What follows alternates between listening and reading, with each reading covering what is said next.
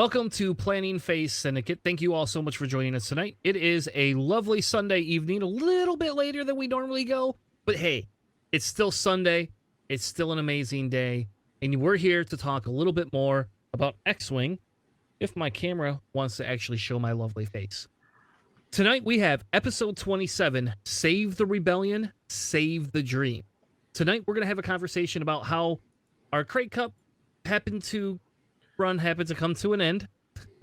Very sad for us, but we're going to have a conversation a little bit about our run, kind of break things down a little bit, because we won't be talking Krayt Cup much anymore unless we hear from other teams saying, hey, we made it. We're also going to be talking about what we're thankful for since it is Thanksgiving coming up. And with that being said, we're going to start a new mini series where we break down different factions, and kind of talk a little bit about how to get into those factions, what are some of the key things that you want, and maybe do a little bit of a, hey, if I were starting out, this is how I would start collecting Rebel. That way you don't end up like me, who spent way too much money and has almost never played Rebel ever, basically. Like, I might play Rebel this week, but we'll see. Anyway, without further ado, let me bring in my co-host for the night. Welcome to the stream, Mr. Charles and Mr. JJ. How are you all? Doing well, doing well. Yeah. Doing well, getting ready for the holiday coming up. Yeah, I have had zero time to do any prep this week between my new job. Because as everybody knows, I took a new job. So I've been doing that. I've been also doing a little bit of freelance work as a second job to try to make a little bit of extra income for Christmas. And then on top of that, my nephew plays hockey, which I didn't know was that intensive of a league sport. But I literally just got home, literally not more than 15, 20 minutes ago from an all-weekend tournament that they were in. Good news is they won, so yay to him. Him and his team were very excited about it. Bad news was Chris spent more money than he cared to this weekend on food because I don't like to eat out. And so I can't just eat junk food all the time. I had to eat, at least salads a little bit more. Did you say you don't like to eat out? No, I don't really like to eat out. Then why did we go for Mexican when I was up there? Because if I would have had you in my house, my wife would have killed me. Oh, fair enough.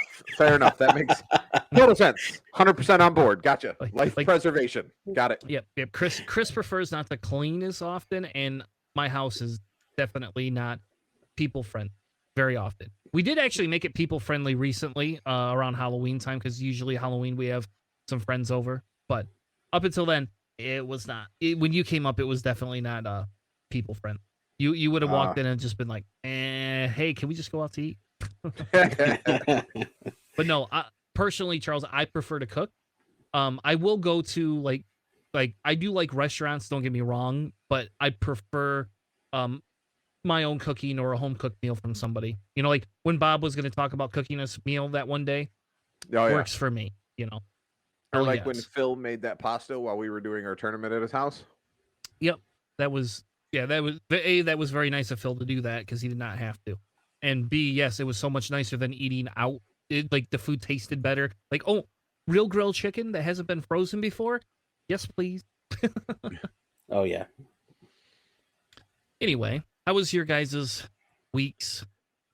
Last week?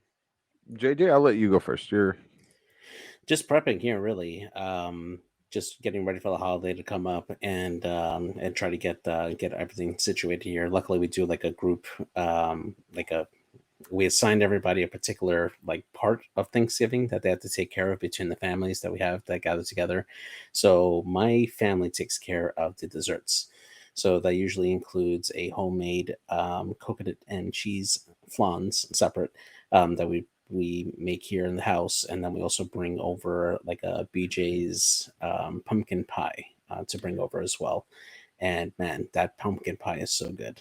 I was gonna say that's like the guy that brings the pop and the cups and plates to the company potluck. Like, I'm just gonna stop and pick up a couple pies and a cake from Meijer or from Walmart or from BJ's and just roll on out. But if you're making coconut and cheese flan, do I get a proxy family invite as a member of the podcast?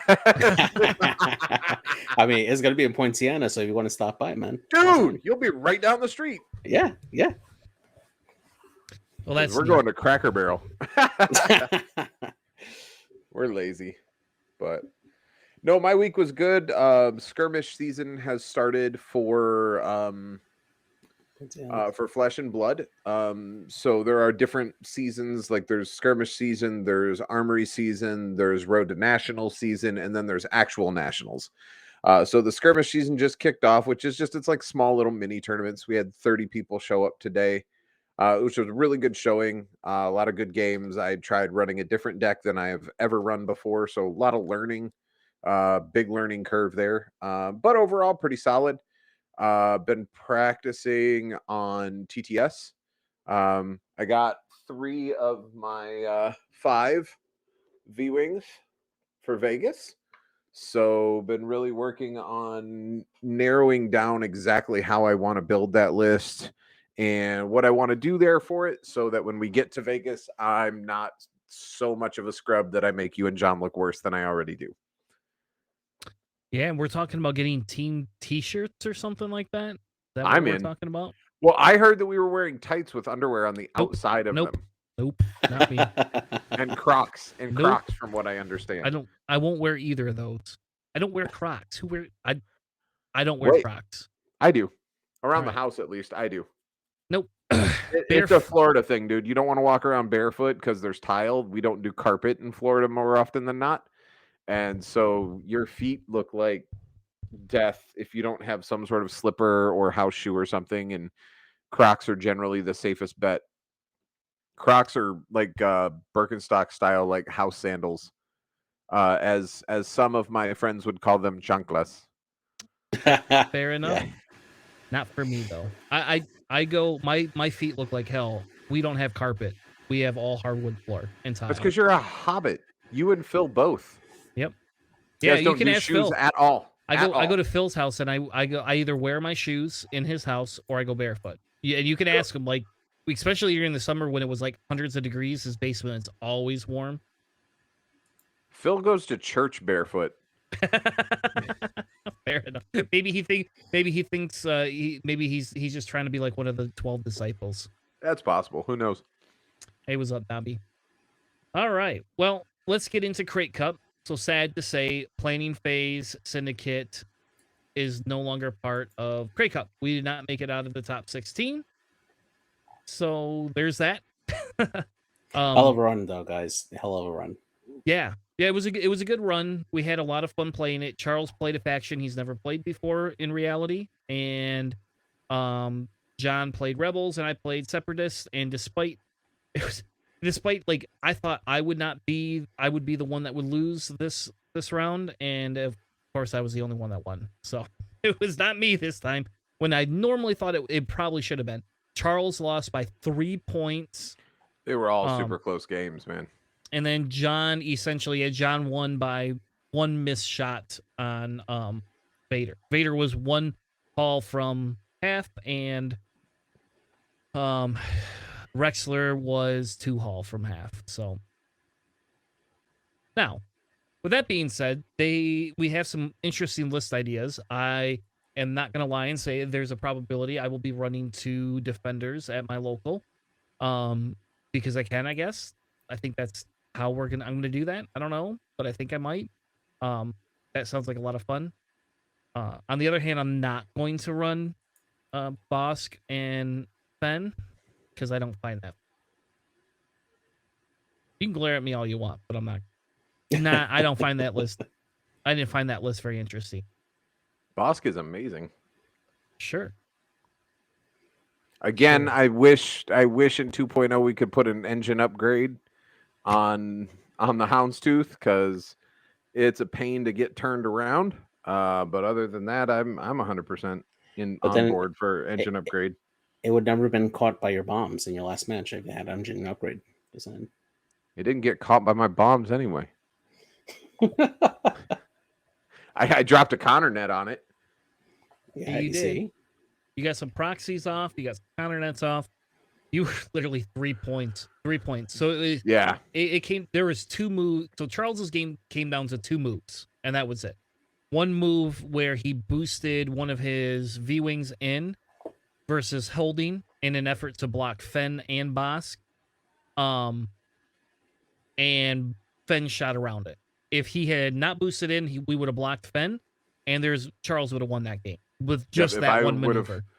There was a point where my V-Wing was on the lower right-hand side of the board, and instead of boosting, what I should have done was barrel roll left, which would have guaranteed the block on Fen. So there was that. John's came down to watching a bunch of defenders run away, and then Vader gets caught randomly. I don't remember where he got caught, but Vader got caught and essentially was able to almost get half points on him. But those defenders are slippery, and with John having to do nothing but turnaround maneuvers with his X-Wings, it just wasn't going to work.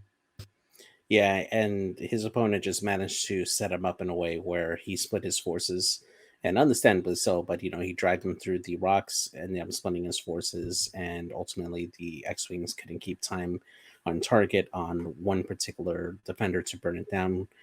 And Vader just happened to slip away. That focus evade like action economy on the defenders when they're not blocked is just really good. It helps them stay really defensive. Yep. So with that being said, that kind of ends. It's actually probably for the best that it ended, in fairness, just with the fact that the holidays next week, and I don't know if they take a week off or not. But I know we have a pretty busy schedule personally. I know with family and stuff like that.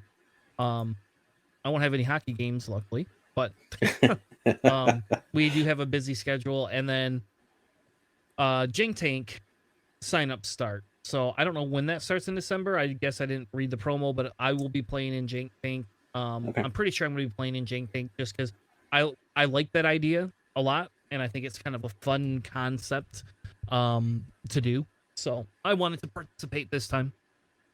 Yeah, that's a fun tourney. I actually did the first one that Fly Better did, and that was just a ton of fun because there's no way to prepare for it, and you just fly whatever you can as best as you can. It's just a lot of fun. Yeah, so now the question is, so I'm going to steal the show a little bit, JJ, before we get into what's thankful, right? I want to ask, and if you're going to do Jing Tank, right? Because, okay, everybody knows my faction is Separatist. That's what I run. I spend a lot of time playing it. I do not think Jing Tank helps Separatist. If you get the fire spray, great, right? But without that fire spray...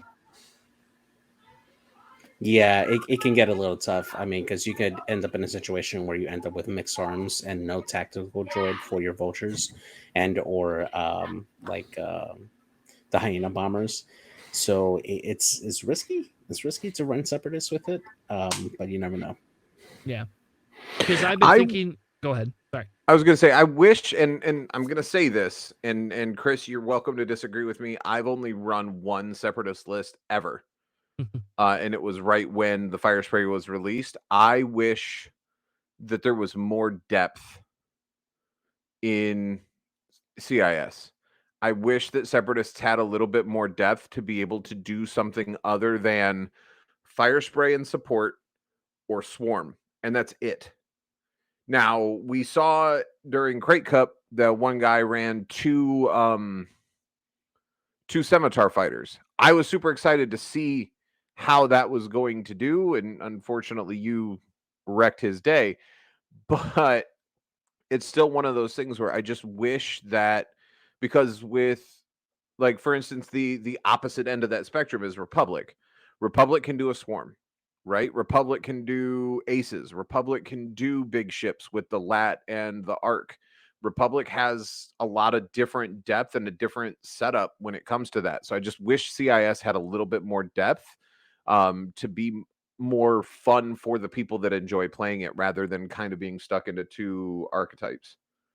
Yeah, and I'll disagree a little bit with the fact that there's only two archetypes. What I won't disagree with is the type and style of play. I think there's more than two, but we're talking 3, 4 if you want to push. I can run 4 HMP droids. I can run 5 HMP droids.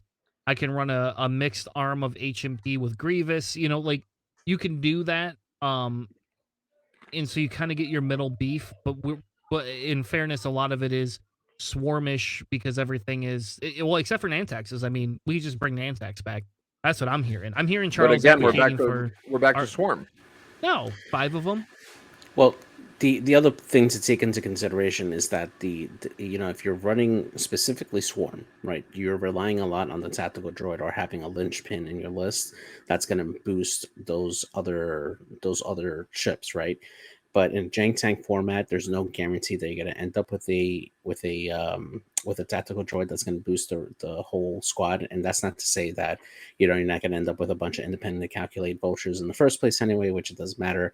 But I think that it reduces the efficiency of the list because you're getting those mixed arms that really don't interact with each other that very well, because you can end up with Nantexes and HMPs, or you can end up with hyenas and Belbalaub, like generic, or the Sith infiltrator, generic, So, all right. So just while I was at the hockey stuff this weekend, you have like downtime, a little bit of downtime between games because they're younger, because they're in the 10 to 12 age group.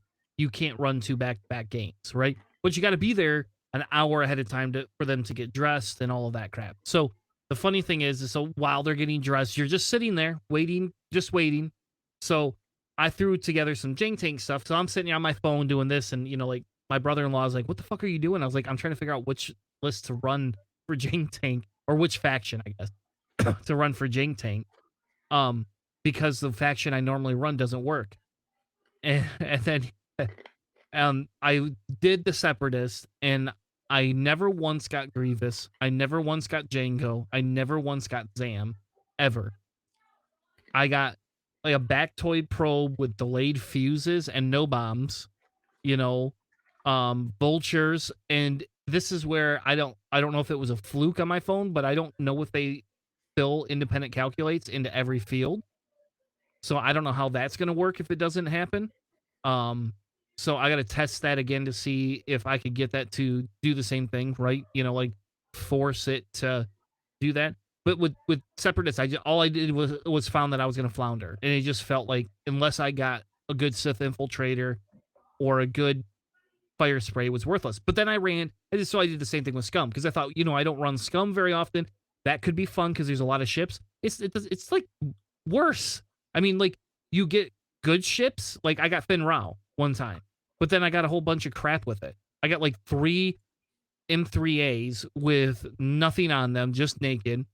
Finn Rao, I got, it's not Bosk, it's Lats Razi. I don't know how Lats Razi? Yep. Yeah. Naked. And then somebody else, and that was it. Well, like a good example. So I just hit randomize to build a jank list. And I got Black Sun Assassin with pattern analyzer and plasma torpedoes. Not bad. I'm hyped that it gave me a Star Viper for my first ship. Then I get Graz, which is great. But with electronic baffle, because that's what a Kiraz fighter wants to do, is take damage to get rid of a red token. Mag pulse warheads and false transponder codes, a naked Z95 generic, and the autopilot drone in the escape craft. Hoorah for those last 2. Run the drone up the middle, and boom. So you can only get so far in 3 turns before it explodes anyway. So then the question I have is, other than Separatists, which I think we can all probably agree Chris should not run, is there any real reason like to pick certain factions, or do you just pick something that you can fly the best? In my experience from the last jank tank, the First Order was the best faction, because they had they had less options to choose from at the time. But now they've got those new ships, don't they? Which they are good. The Whisper and the FO Bomber are good. So the factions that have less options for you tend to give you better results.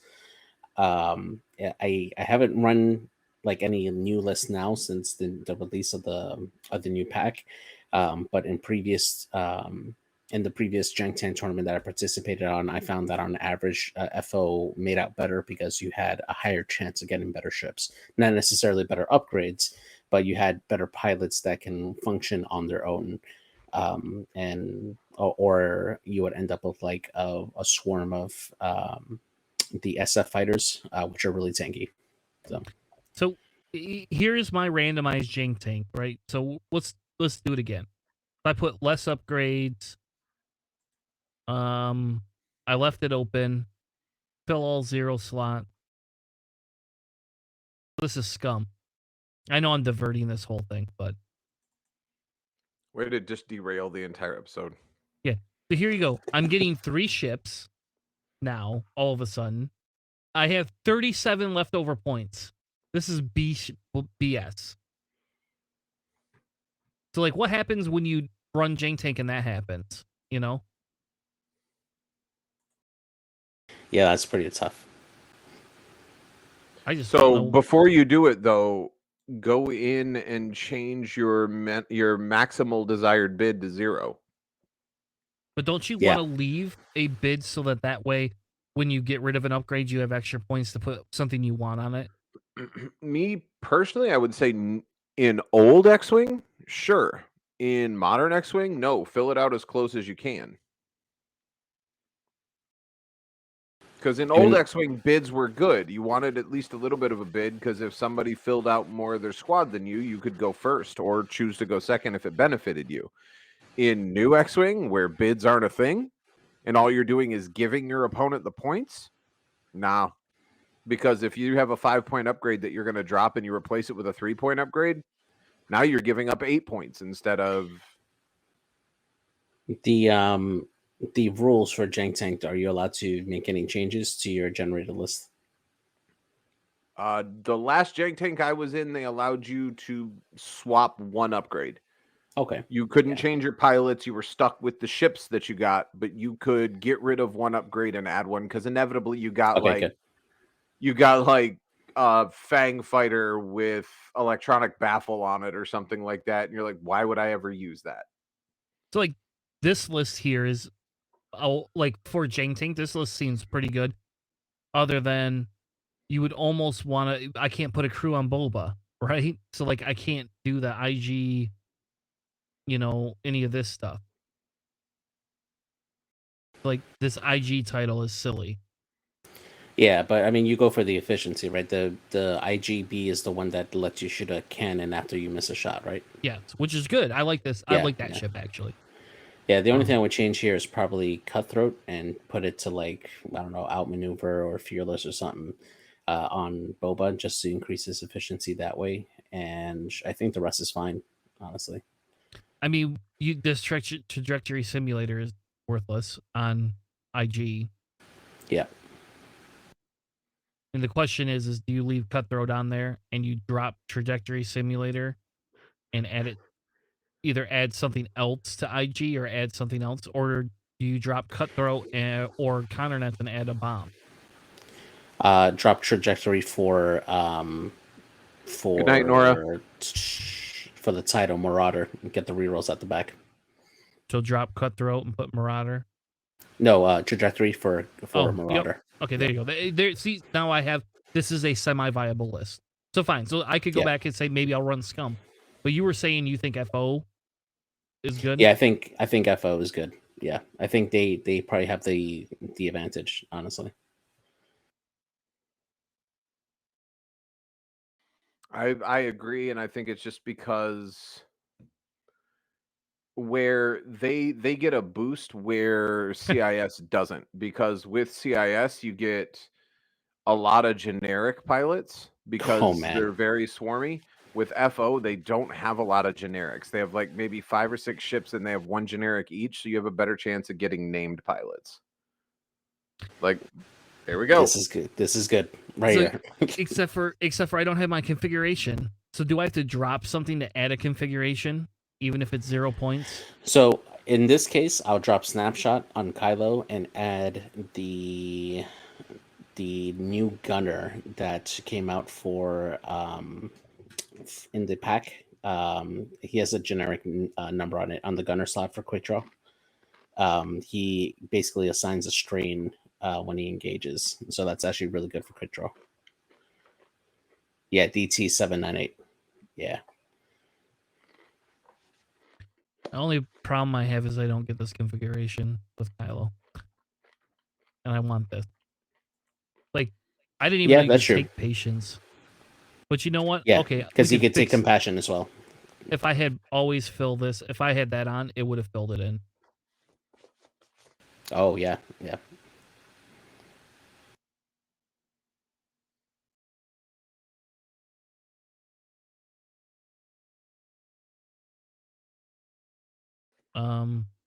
I don't know. I just don't know if I want to run. I run FO. I don't know. I don't know. We don't have to take up the whole podcast, me going through what I would run. Hey, we could do our own version of Jank Tank, just to test it between us if you want to do that in the middle of the week. Hey, maybe that would be fun. That would be kind of fun. No cheating, though. Yeah, and I swear I get screwed in Jank Tank every time because Matt and I used to do this for fun during COVID. And then Matt would always get something. And we just said, like, one time he got Lieutenant, not Lieutenant, who's the stupid trench guy in the Upsilon. Yeah, he got Tavison? Yeah. Tavison? Yeah. He got Tavison like 3 times when we did that. Like, it was just like insane. And like just that ship alone being able to just throw 4 dice and it doesn't need any upgrades whatsoever. You just need him by itself. That's it. Yep. So, all right. Well, maybe that's what we'll do. Maybe we'll do that this week. So, what are you thankful for, Chris? What's that? What am I thankful for? Yeah. Well, I'm thankful for Road, and I know nobody's gonna like that opinion. But I'm just kidding. I'm thankful that we're getting AMG to actually engage with us.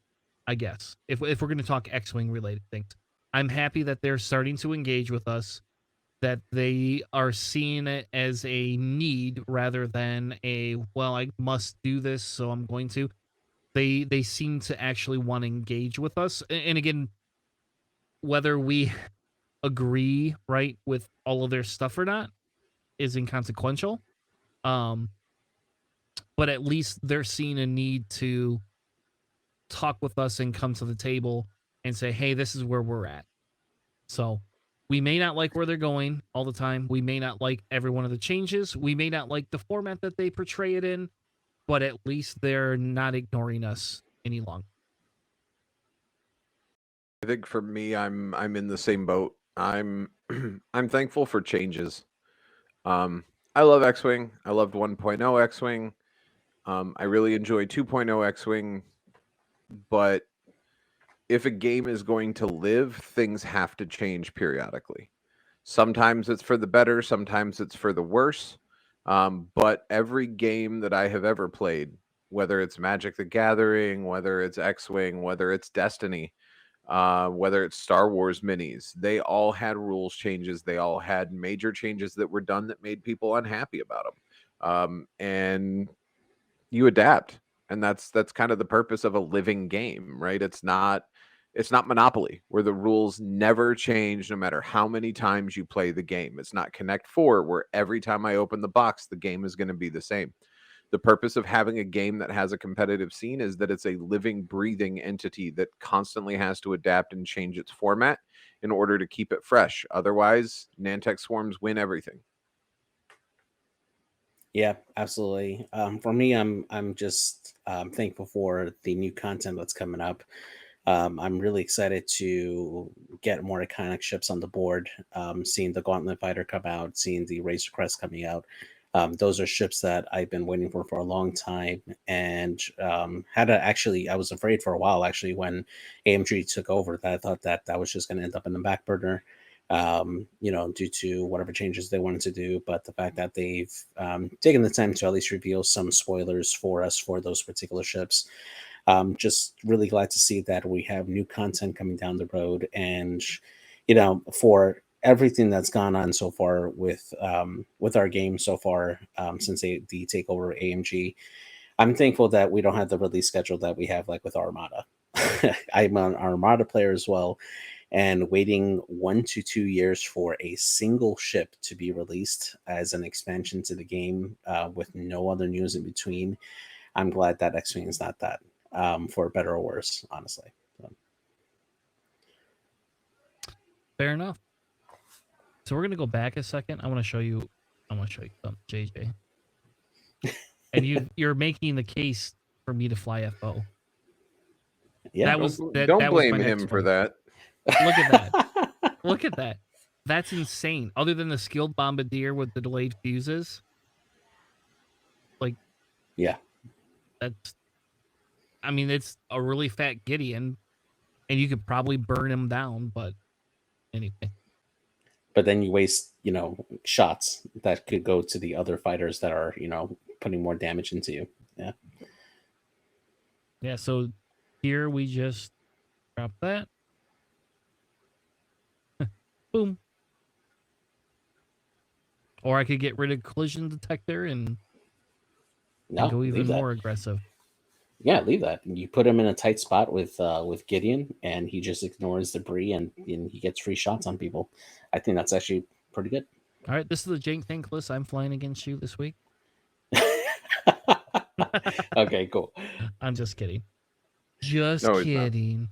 No, I'm kidding. I won't be that big of a dick. Normally I am, but all right. So for the main portion that we wanted to kind of get to tonight is JJ has put together a big document, and what we wanted to do is kind of do like faction breakdown, right? And this is just kind of a mini segments that we're doing. We're not going to do this every week, specifically, but this is kind of like the next set of things that we want to put out there for people.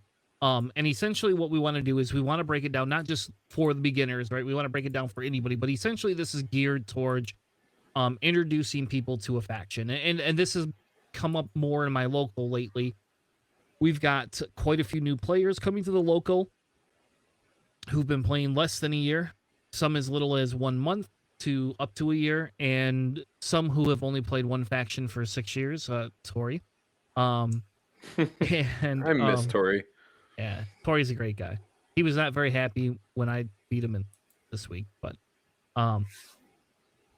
anyway, so what we wanted to do is we're going to kind of go through some of the different cards, maybe some quick builds, because the idea is if you're going to buy into a faction, right? What do you want to buy into?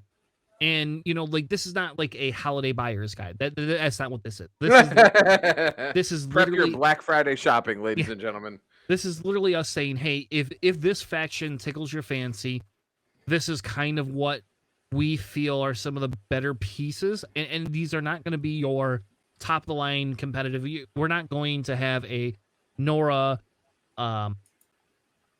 or a Dutch and Hera and all these other things that all fit together. We're going to go through things that are fun to fly and then talk about some of the different interactions that we can get from each of them. Hopefully, the Rebel faction is something that we can break down in one sitting, but they are a rather large faction. And so, anyway, so that's what we're going to do. And JJ put a lot of, no, Dash. Fuck Dash. And JJ put a lot of effort into going through this, and each of us are going to do one of these. So Charles is going to do Scum, obviously. I'll probably get stuck doing Separatist because I don't think either of you play Separatist. I have taste. You have a taste. You have a taste for droids. I play them all, man. I'm a collector. There you go. So anyway, so why don't you go ahead and kick us off, JJ?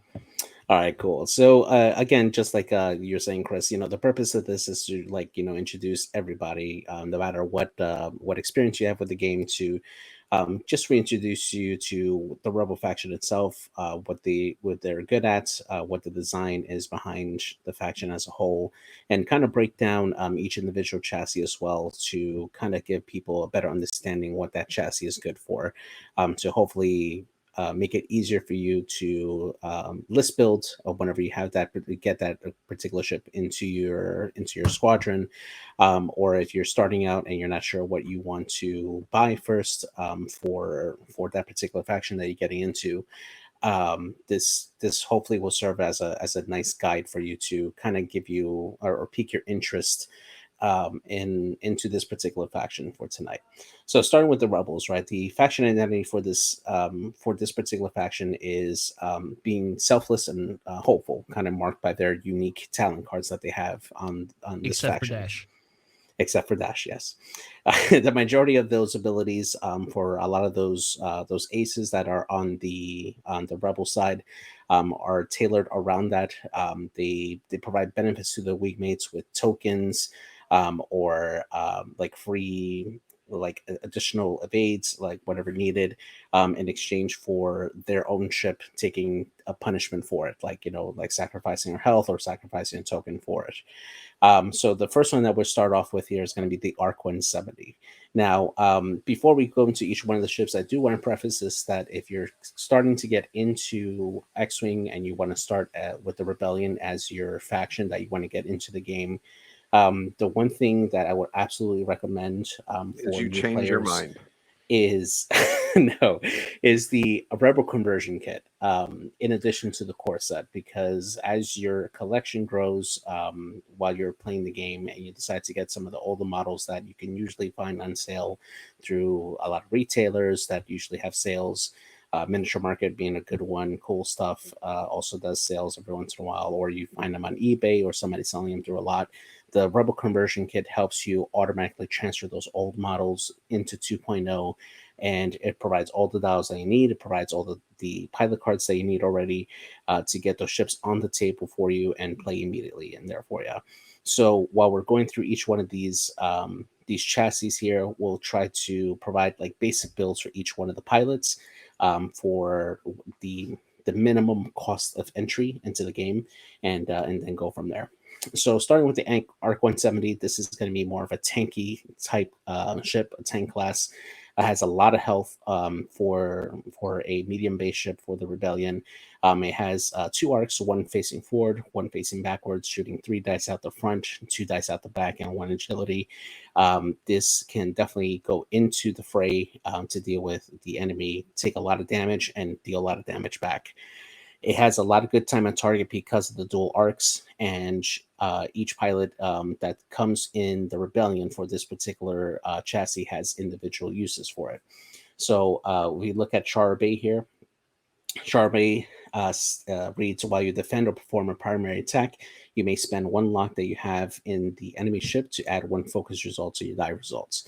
So a basic build for this particular ship is the R3 Astromech, which allows you to gain a 2nd lock whenever you take a target lock action, and then Saw Gerrera crew. So for your primary action with Shara Bay, you can go in, grab an enemy lock on an enemy, 1 to use immediately, hopefully, another to use either on defense if you could get a focus from somebody else, or to set up a 2nd shot on somebody else. And Saw Gerrera helps you immediately convert that additional focus that you get from spending your target lock on that enemy ship into a critical at an expense of health. So that's a really nice basic build for that particular ace that can be really effective on the board for this particular ship. The next one to look at here is Ibtisam, if I'm not missaying that. Ibtisam allows you to shed a stress whenever you, you roll a die to shed a stress whenever you do a red maneuver. That is a really nice ability to help keep your front arc in the fray. Helps you become a little bit more of a knife fighter to stay on, keep your time on target. And I think that this is actually a really underutilized pilot for the chassis, notably because the other pilots in the chassis do have really useful abilities, but I think that this is a sleeper ace here. So for Ibtisam, a nice basic build here, and again, this is using just the Rebel Conversion Kit that has all these pilots in there and all the cards in it, is adding Elusive and the Chopper Astromech. Now, this is something that I personally love to use a lot with Jack Porkins on T70, But elusive allows you to reroll defense dice while you're defending, and then the chopper astromech allows you to spend a non-recurring charge to regenerate a shield. Now, the nice thing about this particular combo is that you can use chopper as an action to spend the elusive charge and regain a shield. And you can do this over and over again as long as you're doing the red maneuvers to regenerate that elusive charge. And you can regenerate a shield and still take an attack, which is a really nice benefit to have on this particular ship to keep it in the game longer and still taking shots. The Now, before we go too far, so I agree with you on the elusive chopper thing. That's something that you've been playing with that I've not actually seen a lot of, and I think that's something I'm hoping that's something that will be able to come up in a tournament of some sort, right? I'm not competent enough to run Rebels in a tournament. I did try that, and I paid the $15 for GSP, and I bombed. I went 1-4 and dropped and said, "Screw this, screw Rebels. This is not my faction." But hold on, before we get to that point, right? Istabam, or how do you say that? Istabam? Ibstism. Yeah. Ibstim. Ibstim. I don't know. Istabam. Istabam. Istabam. That guy. I'd like to buy a vowel, please. So this ship, okay, so in our local, there's a gentleman named Sean, and you see him on the screen all the time, right? And he actually, I never knew this existed until he played this one, and he plays it with kind of like, again, a Rebel Salad, and he plays it with the B Wing that can do the rotate. Oh, Netrum Pollard. Yes, Netrum Pollard. And then he has some other stuff they're going. That ship, Istanbul, is amazing. Like, that ship is really... Constantinople. There you go. If it started with a C. That ship is really good. And so, like, I can see the elusive chopper combo on it work really well. But I really like this ship as a whole, especially as a new player. It gives you this feel of control over your maneuvers, and if you can not take the damage right from it, yeah, it's really strong. Yeah, like, or not the damage, but like not the negative effect of that. Yeah, missing your you turn into a defender. Yeah. Exactly. Yeah. Except for with more attack dice. Well, no evades and no shields. Like, you're gonna die, but you become a defender essentially. Yeah, and the other part of it is that, if you're the opposing player trying to defend against this particular ship, I mean, you have that rear arc. So instead of doing the 4K, you can always just turn away with like a 2 or 3 bank, and that messes up your opponent's like thought process of like where they think you're gonna go. So it always leaves that option open for you to like either turn away if you need to, or just keep pursuit and keep on the ship that you just need to burn down, and it offers that flexibility with that ability. Yeah. Anyway, so I just wanted to point that out. Like, I like your choice in this one, and this is one that I put on the table and lost, but I had put this one on the table. And I completely forgot about this whole elusive chopper thing. Just, hey, give me my shield back every other turn. Like it's just it is really good, All right, awesome. So the next pilot on the list here, another unique one, Garvin Drays. He's also on the T-65 X-Wing. Same ability on this one. After you spend a focus token, you may choose a friendly ship at range 1 to 3. That ship gains a focus token. A nice simple build for this particular ship, just to maximize the amount of times that you can use this particular ability. It's just adding Perceptive Co-Pilot on this. You can also add on Veteran Turret Gunner, Veteran Tail Gunner on this particular ship if you happen to get that front and rear shot off. In my experience, that typically doesn't happen too often, where you get a ship behind you and ahead of you where you can take a shot off. But Perceptive Co-Pilot is really good for his ability, especially if you're taking in multiple shots, or if you're taking a shot and then expecting a shot back. You can spend that focus and provide it over to another ship that might need that, either to turn on an ability or to turn on, like, let's say, a rocket shot, and really just keep that one token like in your squad, make it effective. Yep. The other thing I like on him is expert handling as well. Yes. I don't always recommend it for arcs all the time, but I in this case with Garvin, I do like it because if people focus fire on him, being able to barrel roll out of an arc, especially at an Huge. I4, is really good. Hmm. And then last on this list here, Nora Wexley here, and her ability allows her to gain an evade token if she is defending at range 1 of another enemy. A really, really strong ability. I think it's actually better on this particular chassis than the Y-Wing that she's on, where she has a similar ability. The main reason is that this is a medium base ship. It's going to get into range 1 of a lot of other enemy ships more often because of the wider base. So I think that it's a really nice ability that will proc often when you're flying with her if you can keep her into the mix. Now, there are a lot of different ways to load her out. My particular fun way that I like to do is Intimidation and Zebralios with Tactical Scrambler in this one. If they decide to bump your Nora, you can still take a range 1 shot into them. They're going to get -1 agility, and she's going to, if they do attack her back, she's going to get an automatic evade on it, which makes her tanky. If they decide to ignore her and shoot another ship, they're going to get that ship that's getting attacked. If it's getting shot through her, the Tactical Scrambler adds 1 additional evade die to their roll, and that just makes her a really, really nice Initiative 5 ace. Yeah, it says either shoot me or don't shoot. If you don't shoot me, I'm giving an evade, free evade. If you do shoot me, I get an extra evade free. So essentially, it's the same logic as Nora and the Y-Wing, because Nora basically rolls down 1 damage. You get 1 free damage off of it. When you have normal. So, yeah, this, I will tell you, there's a big points swing difference though between Yes, an arc absolutely. and a Y-Wing. But Yeah, definitely. The points difference is definitely you definitely feel it, especially when you're trying to fill out your list with other ships.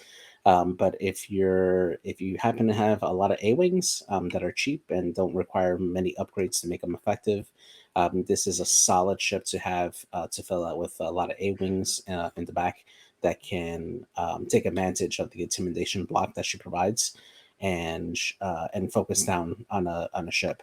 I think she's actually really good at I5 against an I6 ace. Coming into the scrum, she can really help lock down that particular ship.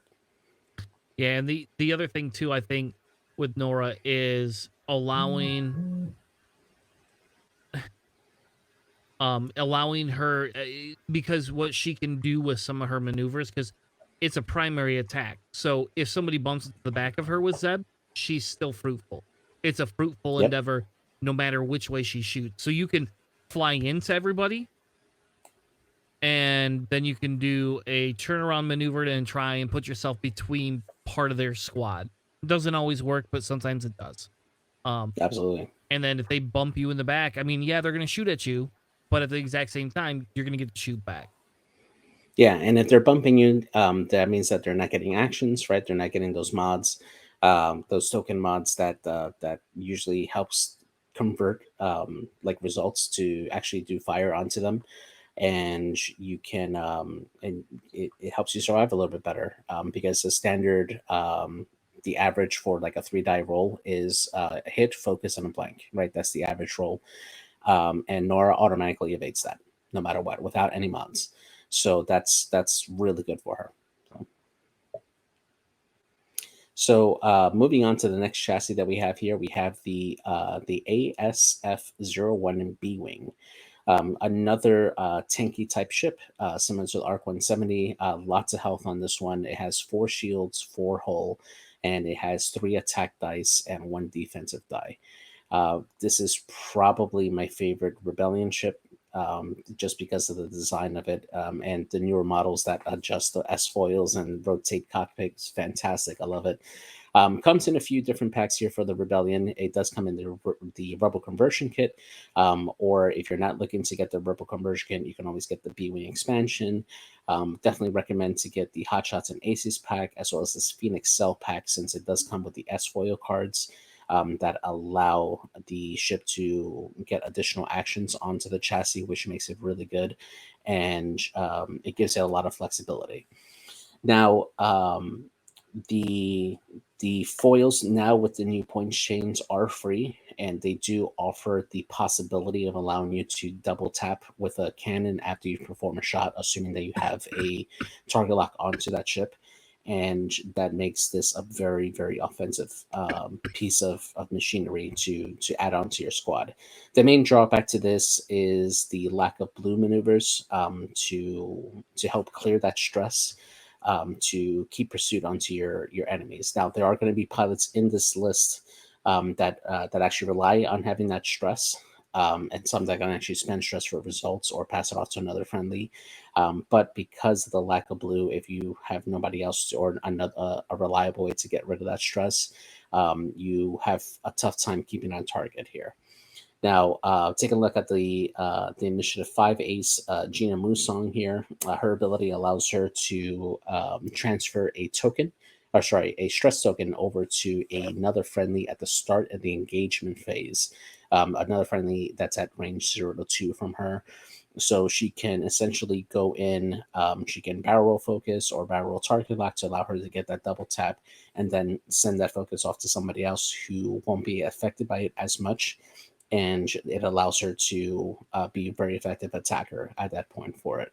And at Initiative 5, that's actually not a bad ability to have if you can pass it off to somebody that can shed that stress reliably. A basic build that I have for her, Elusive, Fire Control System, Tractor Beam, and S foils. Elusive, since she needs to keep time on target, she will be using those the 1 Talon rolls, or the 2 K turns to turn around to keep time on target. And then that turns on the ability if she spent it on defense and regain it again, and then pass off that stress token to another ship and continue to keep fire on the other ship. So with the next ship that we have on the list here is Ten Numb, probably one of my favorite B Wing pilots. His ability reads: while you defend or perform an attack, you may spend 1 stress to change all your focus results to either evades or hits. Fantastic ability, honestly. If I'm running 2 B Wings, yeah, excellent wingmate to Gina, because you can, especially if you manage to get the double tap going with 10 Numb, you can spend those stresses reliably to launch that double tack and have mods on both ends, and it allows you to just turn around next turn. This particular pilot can do his sloops, or sorry, not sloops, his Talon rolls or K turns, and always have a mod. And if you give him Panic Pilot as a critical, he has extra mods right there to just spend. So he's a really fantastic ship. Something that I like to run on him: marksmanship, fire control system, auto blasters, and the S foils. That gives him extra attacks there at range 2. And if you manage to get that beautiful range 1 bullseye shot with 10 Numb, you're gonna punch in some damage. So I think this. So I've not actually seen anybody run this combo, but like I was talking about Tori. Tori runs B Wings all the time. Like, I play against more B Wings than you can imagine in my local. So, and it's all him. I guess there's one other guy actually running 4 Blue Squadron B Wings, which I'm not excited to play against either. Because I really don't like the B Wing that much. But in terms of if something easy to run, B Wings are pretty easy to run. Now, you can't fit. This is where Rebel suffers a little bit. Yeah. Because of the cost. I mean, Gina and Tenna put you at 94 points. Naked. Before upgrades. Mm-hmm. Yes. So while they're worth it, and while you can load out, you can't have 4 named B Wings loaded out. You just can't. Yeah. It doesn't work. Now, this combo right here is really good because, right, as long as Gina's within 0 to 2 of you, she could give a stress to 10 Nub. 10 Nub can double tap the same way she can. But now think of it, 10 nub doesn't ever need a focus, ever. 10 nub takes a target lock every time. 10 nub gets a stress. If 10 nub has a target lock, can fire munitions, spend his target lock, and not take the second shot, or he could keep the target lock and spend the stress like a focus, then perform a second shot and have a second focus token. So, because typically you see 10 nub ran with Verlaine, right? And Verlaine is even more. Verlaine is 52 points versus Gina's 48. 48. Yeah. And Verlaine, while you defend or perform an attack, if you're stressed, you may re-roll up to 2 of your dice. So this lists just these 3 B-Wings right here. You know, again, you aren't going to be able to, like, have some amazing, like, ship, and this is probably why it's legal. Yeah. But their base cost is 146 points. You could kit out a few of them with a few things. Fire control system is really good. Some sort of a tractor beam. I prefer tractor beams on them, if I'm being frank with you, because it reduces agility and allows you to maneuver the ship. I really do like that. Yeah, definitely. A list that I've actually played and actually enjoyed a lot is actually those 3 pilots. You can equip them with some upgrades, and then add in Jake Farrell and the RZ1, just to provide that extra focus to one of the ships in case they need it. So that's something that fits. It's very lean. You don't have to equip them out with like the double tap, cannons on each one of them to make them effective, because they can double mod their shots almost every single time, and that alone is worth it. Just having the ability to just double mod your shots without having to take a double tap. The double tap is nice, but you do have to invest in it. And just having that ability of just spending the stress to mod pretty much leaves you open to just target lock all the time. Or if you're going into the scrum, just take an evade token to guarantee that you're going to evade at least one of those shots coming in or damages that are coming in, and then you still have to modern offense. Yeah, like Jake gave you a focus. Yep, exactly. So, or let Jake give you a target lock and then use your stress as a focus. Yeah, exactly. Yeah. So for Braylon, another way, again, pretty similar to 10 num. If I was using just like the base stuff, marksmanship, auto blasters, and the foils, really great on him, because he can reroll 2 dice while he's stressed. That gives him just that really good accuracy when he's doing both of his shots. And then the other B-Wing ace that we have that's actually seeing a lot more popularity now in the meta is the Harrison Doula Initiative 6 B-Wing, which allows her to choose, while another ship is performing an attack or defending, she can send over a token over to them and allow them to use it during that particular attack or defense. As an I6 pilot, she does get a higher ability to attack early on and provide hopefully that damage to soften up a target with that platform. With her, if you don't have many ships available, you can really kit her out and she can be really good. What I like to do with her, just using the base things or the base upgrades that come into the packs, hopeful for her, for in case another friendly ship dies, she gets that extra focus. Fire control system, heavy laser cannon. Since she's initiative 6, she can reposition her ship better to make sure that she gets a shot with that. And then the B6 Blade Wing prototype with Sabine Wren, which I think is actually really good. The Sabine Wren gunner. Let me just pull that up here so I can read it out. While you're doing that, Nabi, I will let you know that A-Wings are coming, but we know how much you want them. And if we just give them to you right away, you'll have no reason to continue to tune in. So stay tuned, sir. So the Sabine Wren gunner reads, after you perform a special attack, you may choose a number of friendly ships at range 0 to 3 of the defender up to the number of damage cards dealt to that defender during that attack. Each chosen ship may remove 1 strain or stress token, which is fantastic. for non-B Wing ships that have stress. This basically allows you to take away all those stresses for every damage that you push through after an attack. And if you manage to double tap with her and land both of those hits, you basically wipe the board clean from any red tokens, or sorry, any stress or strains from your list from that. So that's really effective for her at I6. B-Wings are horrible. On to the next one. And then the last one here is Netrum Pollard. So hold on. Can I Go ahead. ask why you think they're that horrible, Charles? So here's the thing. B-Wings are not horrible. Flying against B-Wings is horrible. So you'll forgive me, but I have 1.0 PTSD when it comes to B-Wings. Because in 1.0, this was 8 health. This was the same as a large base ship. But you would spend all game trying to murder an 8 health small base ship. And if it survived with 1 health, you got no points. No points unless you fully killed a small base ship.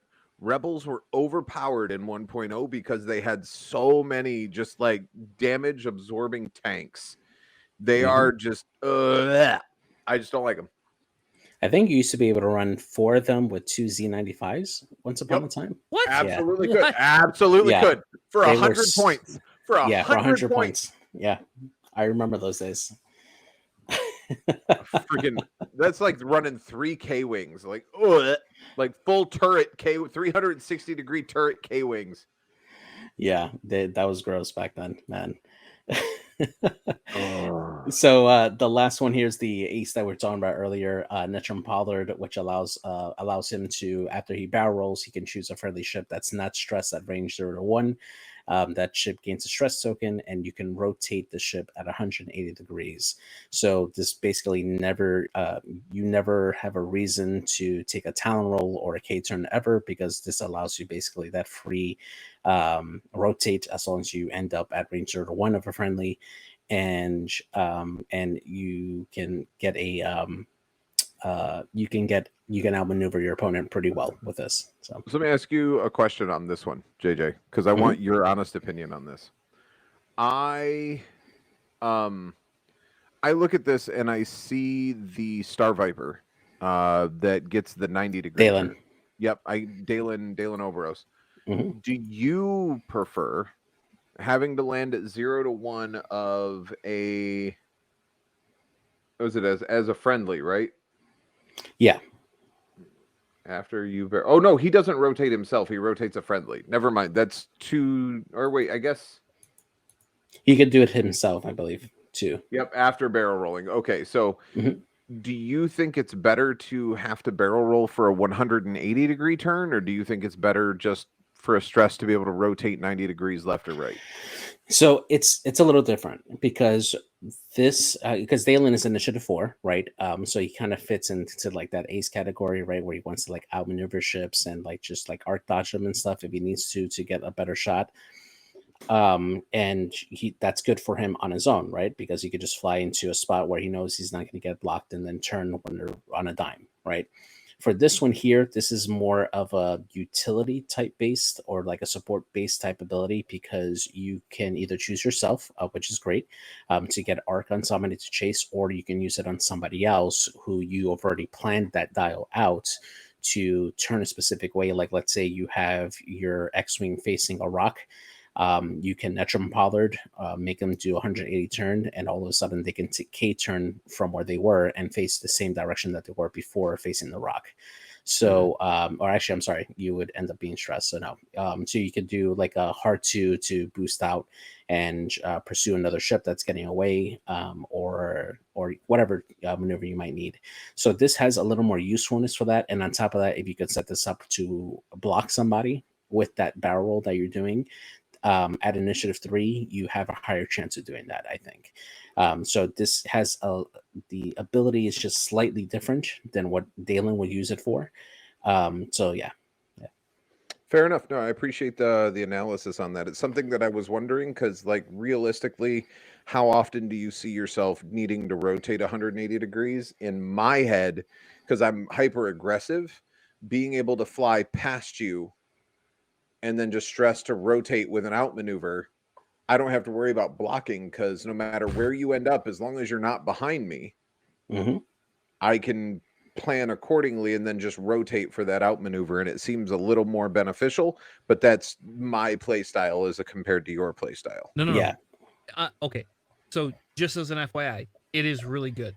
Like it has. I agree with you, Charles. Like it opens up possibilities, especially with road and things like that. Beyond, like it has become more valuable because of road. How about that? Because it allows Yeah, you to I do agree. things that you can do in an inopportune move, because you can just rotate. It's like Dale and Overoats, right? Like you said, that ship, until you turned me onto that ship, I never knew that.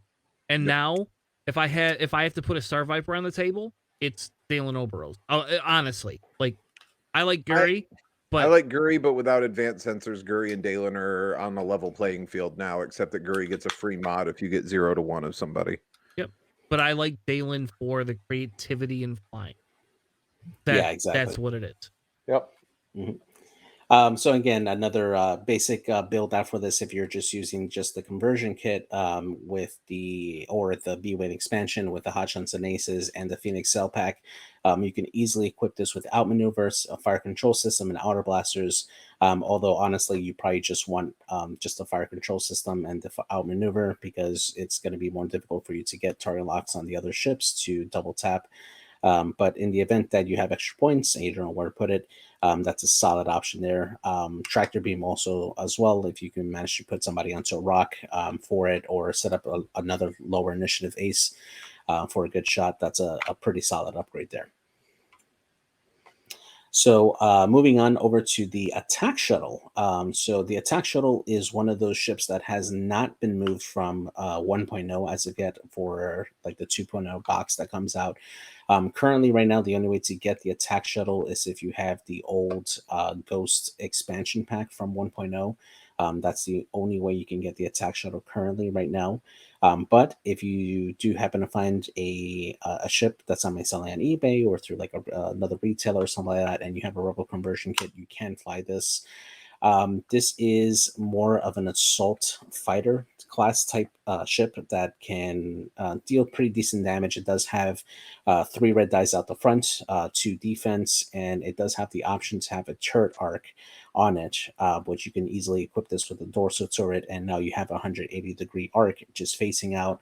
Really low health, only has 1 shield and 3 hull, but it definitely can do some work if you can fly it correctly. And they do have some interesting aces on there that allows it to do some work there and stay relevant in your list there for you.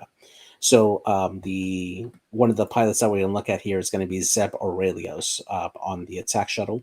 His ability allows you to cancel critical results before hit results, so that makes him less susceptible to suffering from crits, makes him a little more tanky. Basic loadout for him: elusive and dorsal turret. That definitely helps him just keep time on target and stay alive with the elusive charge if he needs to like re-roll a green die. The next pilot that we have on here is Harrison Doula. This is the Initiative 5 pilot that we have for the attack shuttle. Her ability here reads, get that here. After you reveal a red or blue maneuver, you may set your dial to another maneuver of the same difficulty. At Initiative 5, that's really handy because that allows you to avoid the block. And I think that's actually really valuable in Road. If you happen to match up against another Initiative 5 ace and you can move first, that allows you to adjust your dial to set up a block if you need to. And that's really good for her. I would equip it if you're trying to put this in your list. Elusive is really good against keeping them defensive, and having that evade action available helps them stay on the board longer. I would also put on an informant on here, so that way she can see where the enemy is going to go and adjust her dial after the fact as well. And then of course dorsal to it, just to have that extra shot out the side in case there's nobody in the front.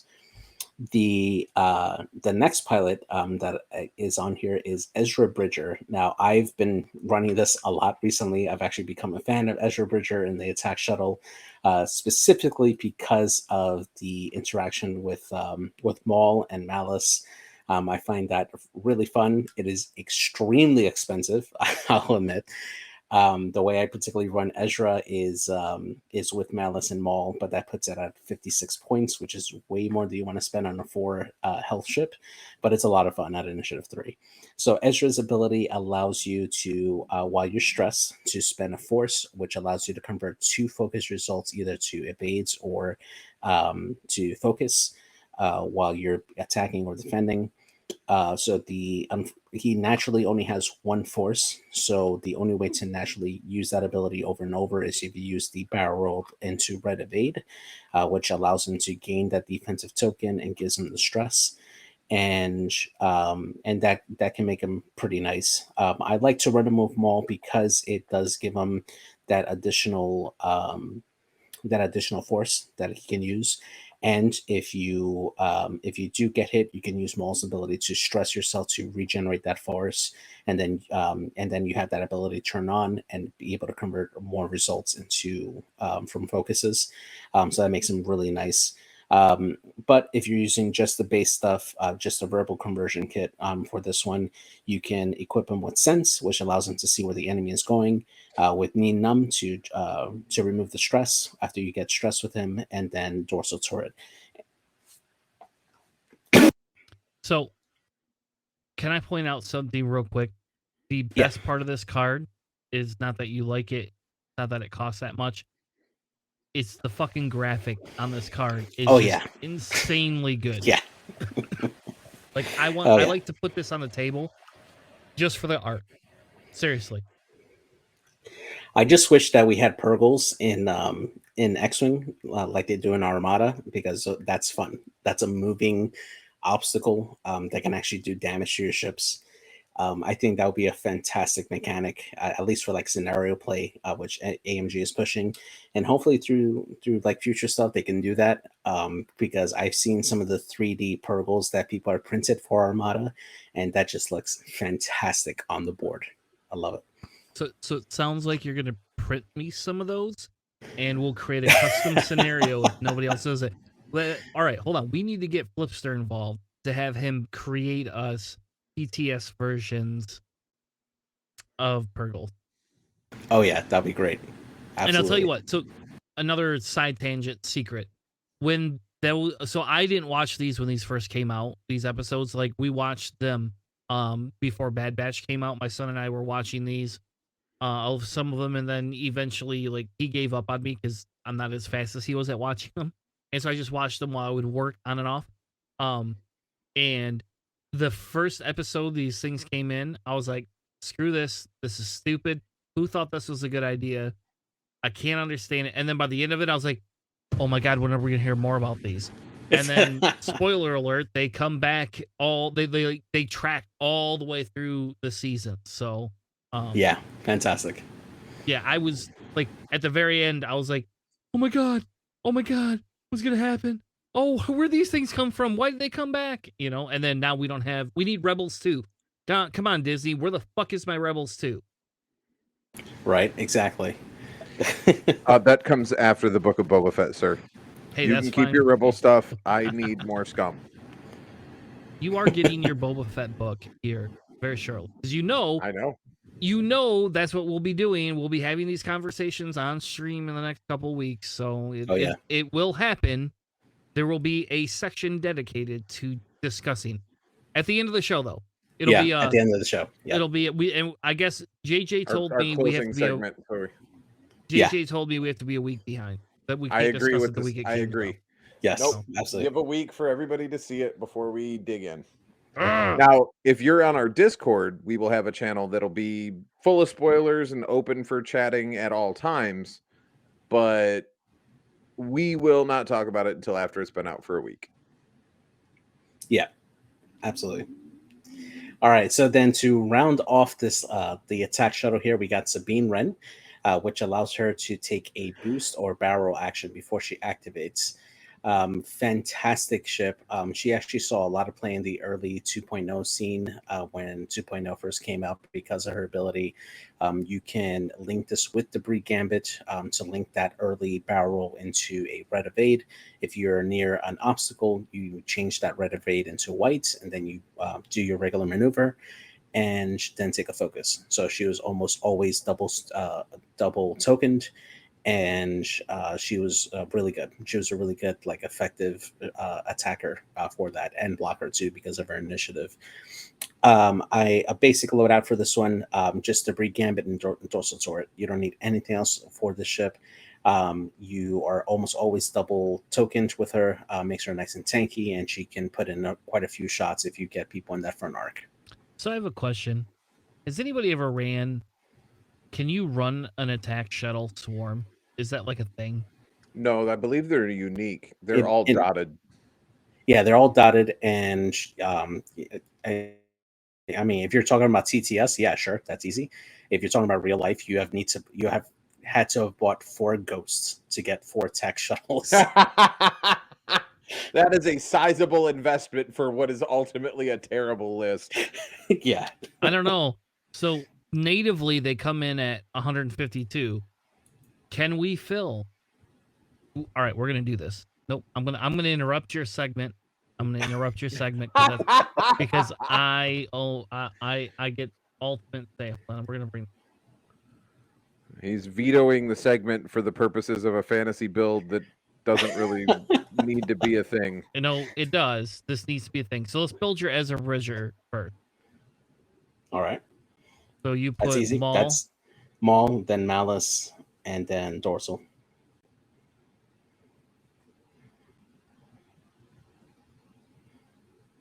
And when you're loading that out, the one thing I forgot to mention for this this particular ship is that it can dock with the Ghost, and the primary arc on this particular ship will act as the rear primary arc for the Ghost if you have this equipped. So nice rear 3 die attack out the back of the Ghost if this is docked with it. All right, so then Sabine gets dorsal turret, and what else? So Debris Gambit, just base. Yep. All right, Zeb. You said Zeb elusive and dorsal turret.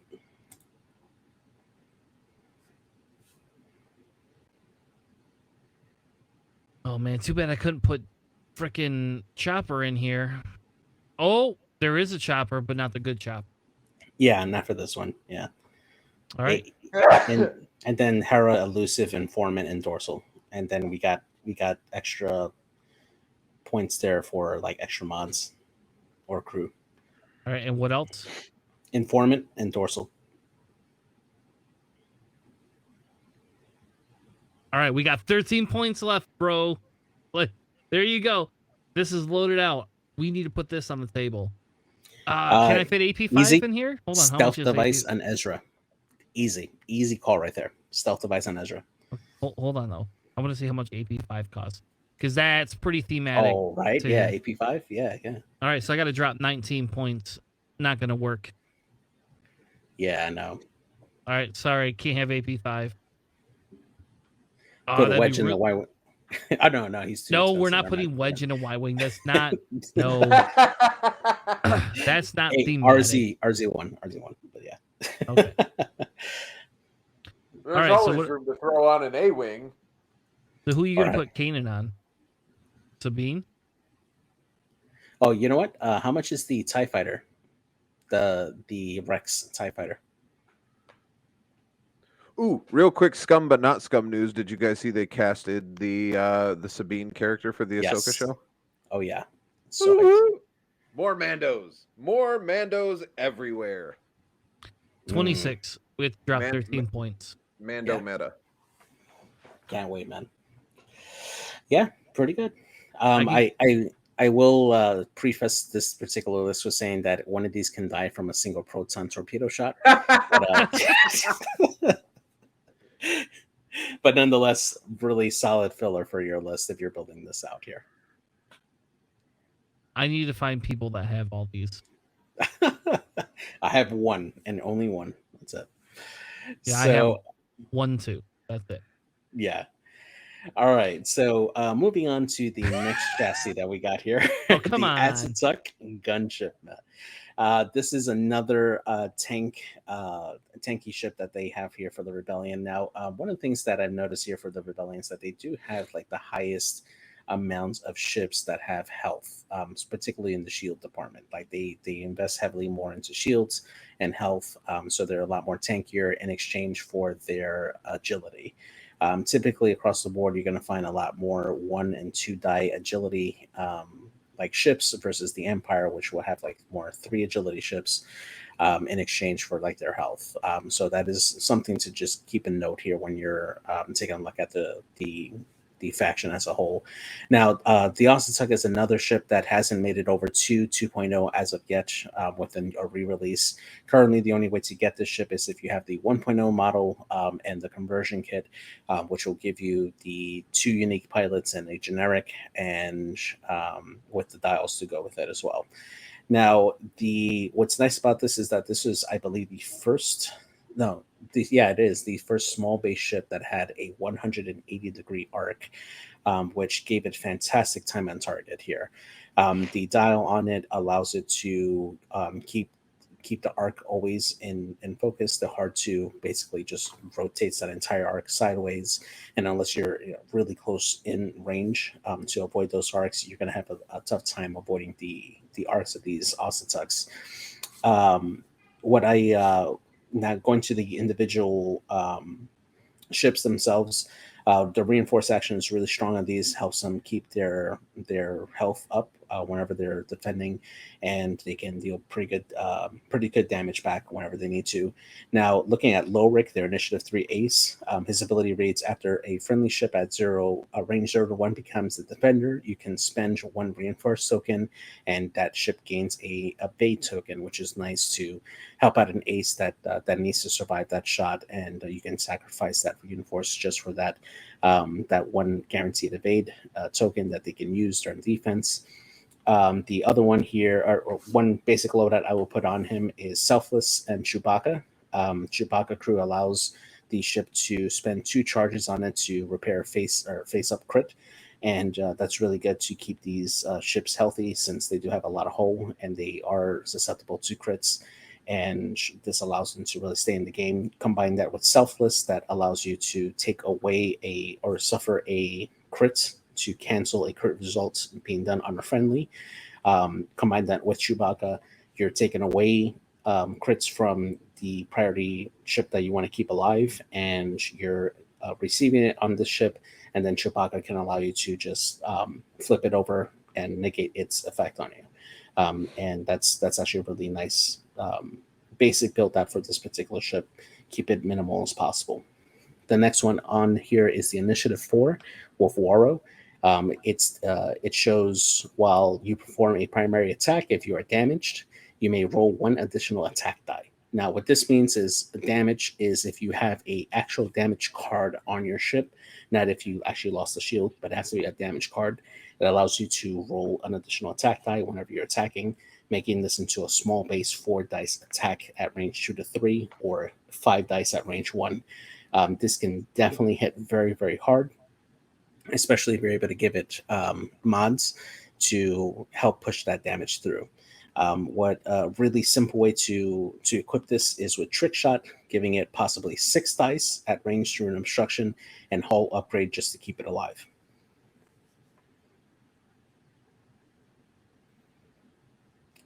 All right.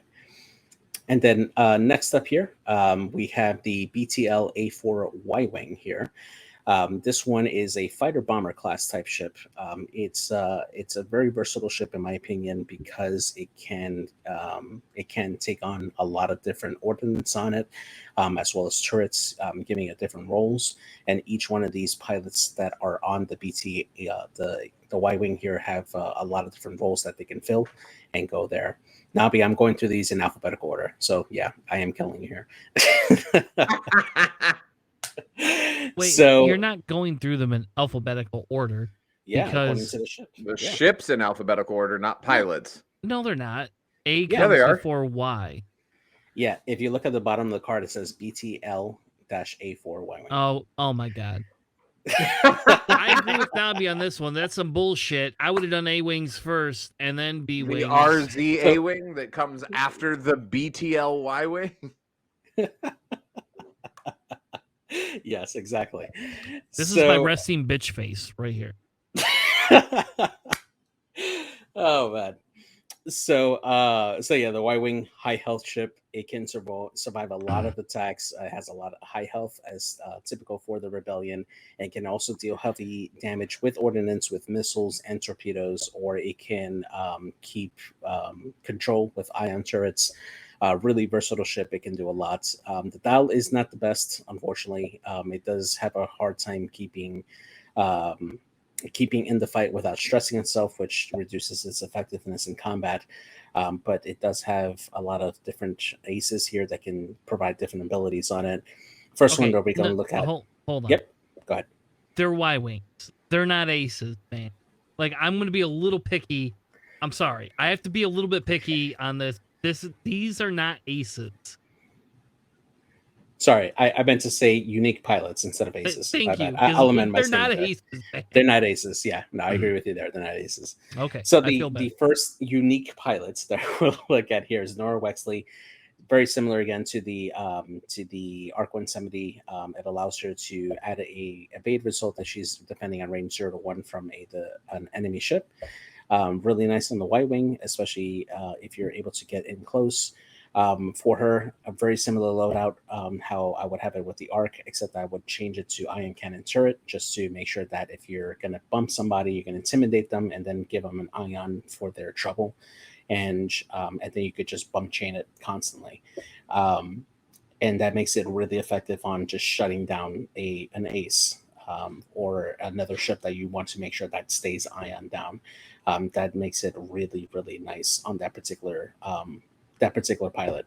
Dutch Vander is a very good support ship. After you perform a target lock action, you may choose one friendly ship at range 1 to 3. That ship may acquire a lock on the object that you locked on, ignoring range restrictions. This definitely helps sets up those alpha strikes that you have if you are running a list that has a lot of ordnance, like torpedoes or missiles. Dutch Vander really opens that up so that way your ship can your other friendly ships can take focus tokens and have those double mudded shots on those ordnance and really just burn down somebody really quick. Usually if you're running a list with Dutch Vander, Dutch is going to be the first target that they're going to go after because he's just going to keep on providing target locks all day, and you're going to end up taking a lot of damage. So really good support ship there for the Y-Wing. Horton Salm, in a pilot that we don't see very much of. His ability reads, while you perform an attack, you may reroll one attack die for each other friendly ship that's range 0 to 1 of the defender. I think this is something that we should come back to look at again, especially now that it can equip proton rockets.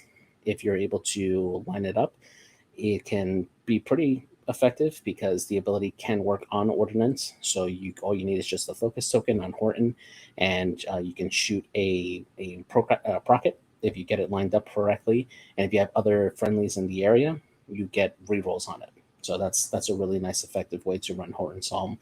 I like to run it with R4 Astromech and Afterburners to try to get that extra boost if you need to get into range, and then barrel roll if you need to, assuming that you can get the focus off of somebody else.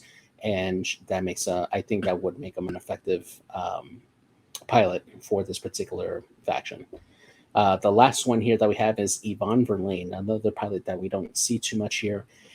It reads, at the start of the engagement phase, you may spend a focus token to choose a friendly ship at range 0 to 1. If you do, that ship rolls 1 additional defense die while defending until the end of the round.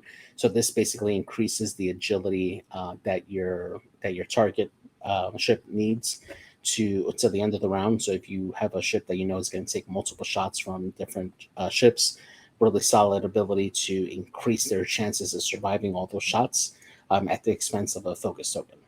And I think that could be a really nice defensive piece if you're just running it by itself.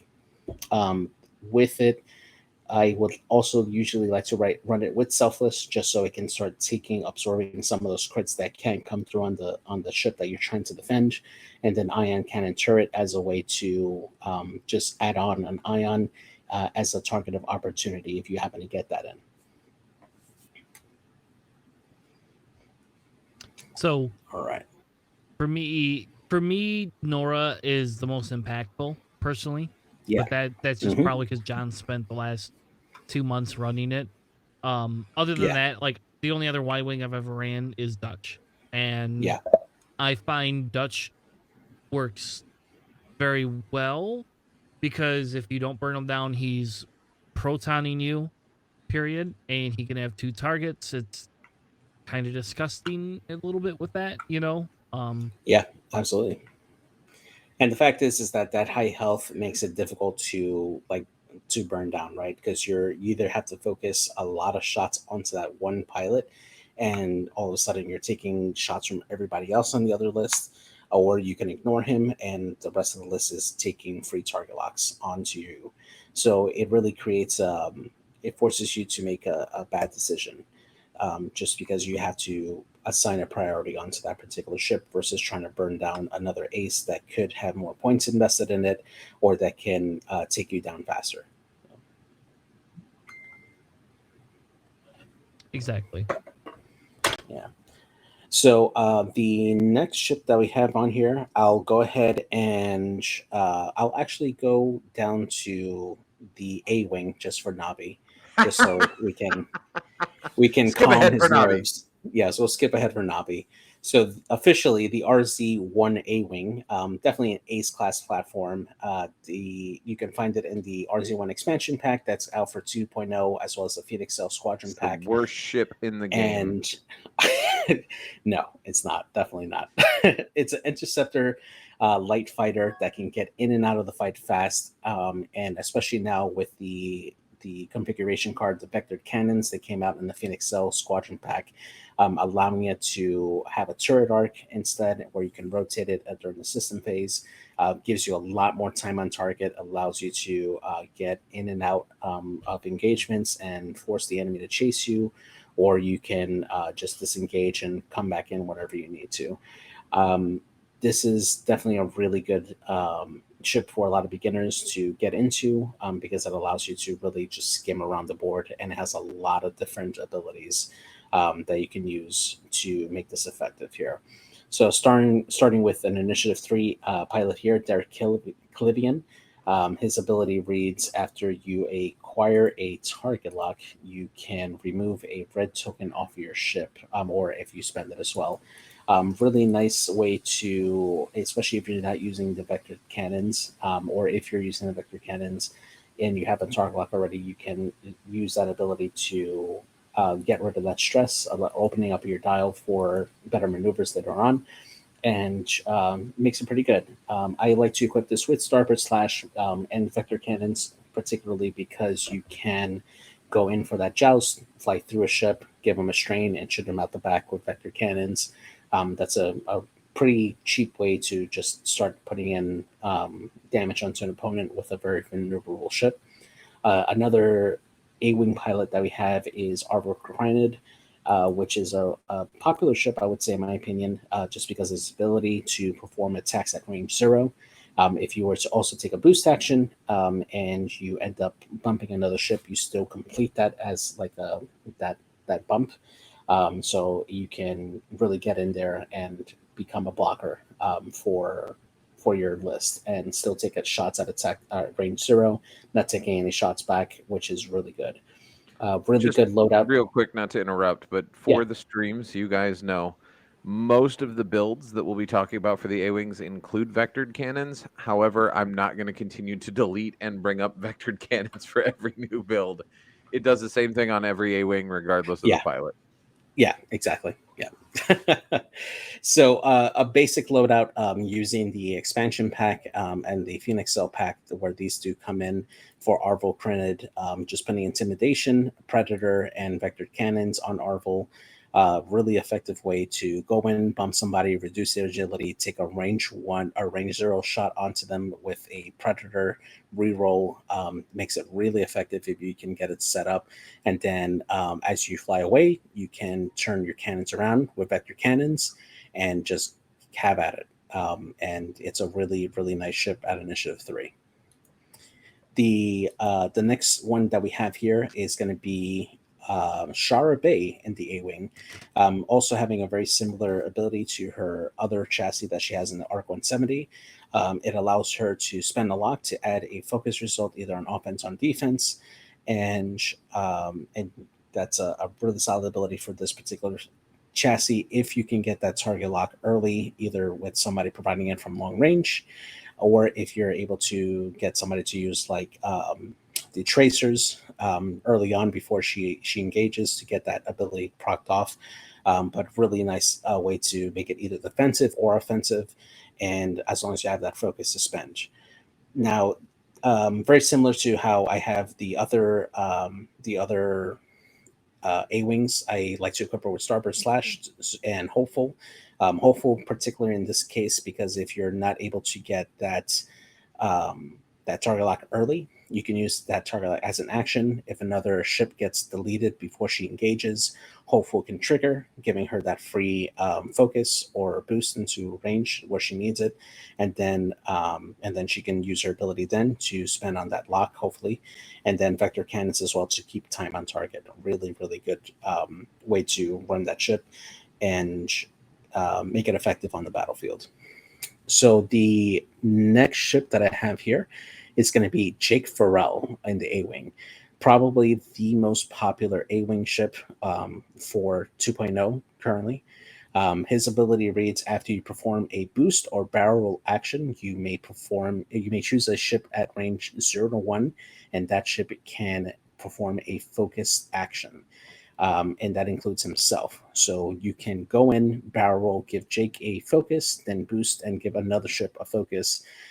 Really great support ship. You can really set up double mods for your higher initiative aces if you can get him placed the right way. And he is just fantastic. All around great support ship that can equip ordnance to make him an effective attacker and just make him all around really great. My preference for him is to not run him with vector cannons because I do like the link between barrel roll and boost with the native ability of vector thrusters on the RZ1. And he's just really effective that way. I'd like to run him with Predator and Proton Rockets, although they don't interact with each other.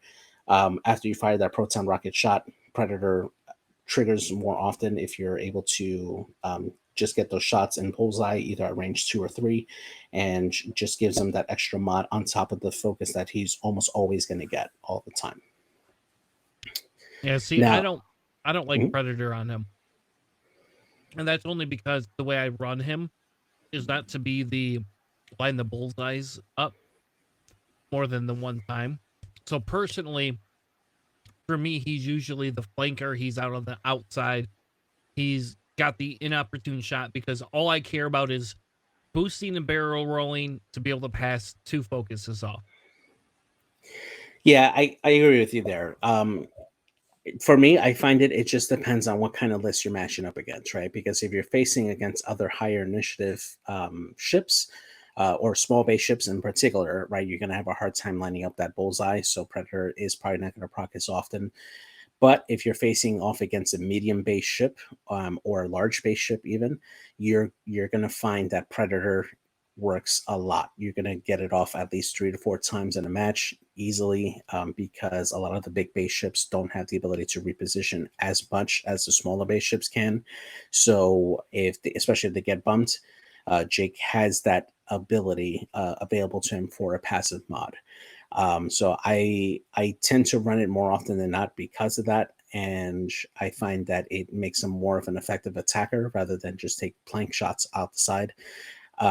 So for me, I like to run him with that just for that reason. Now, if I'm needing to put points on other ships, yeah, I'll exit and just run him with nothing on it. But it does make him more effective, in my opinion, because he has that bank and barrel roll action. So yeah. So the next ship that I have here is Initiative 3, Sabine Wren.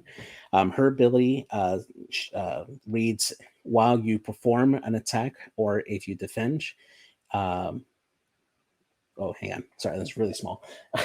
While you defend or perform an attack, if the attack is at range 1 and if you're in the front arc of the enemy, you may change one of your results to an evade or hit result. Fantastic ability for Sabine, although it is an Initiative 3.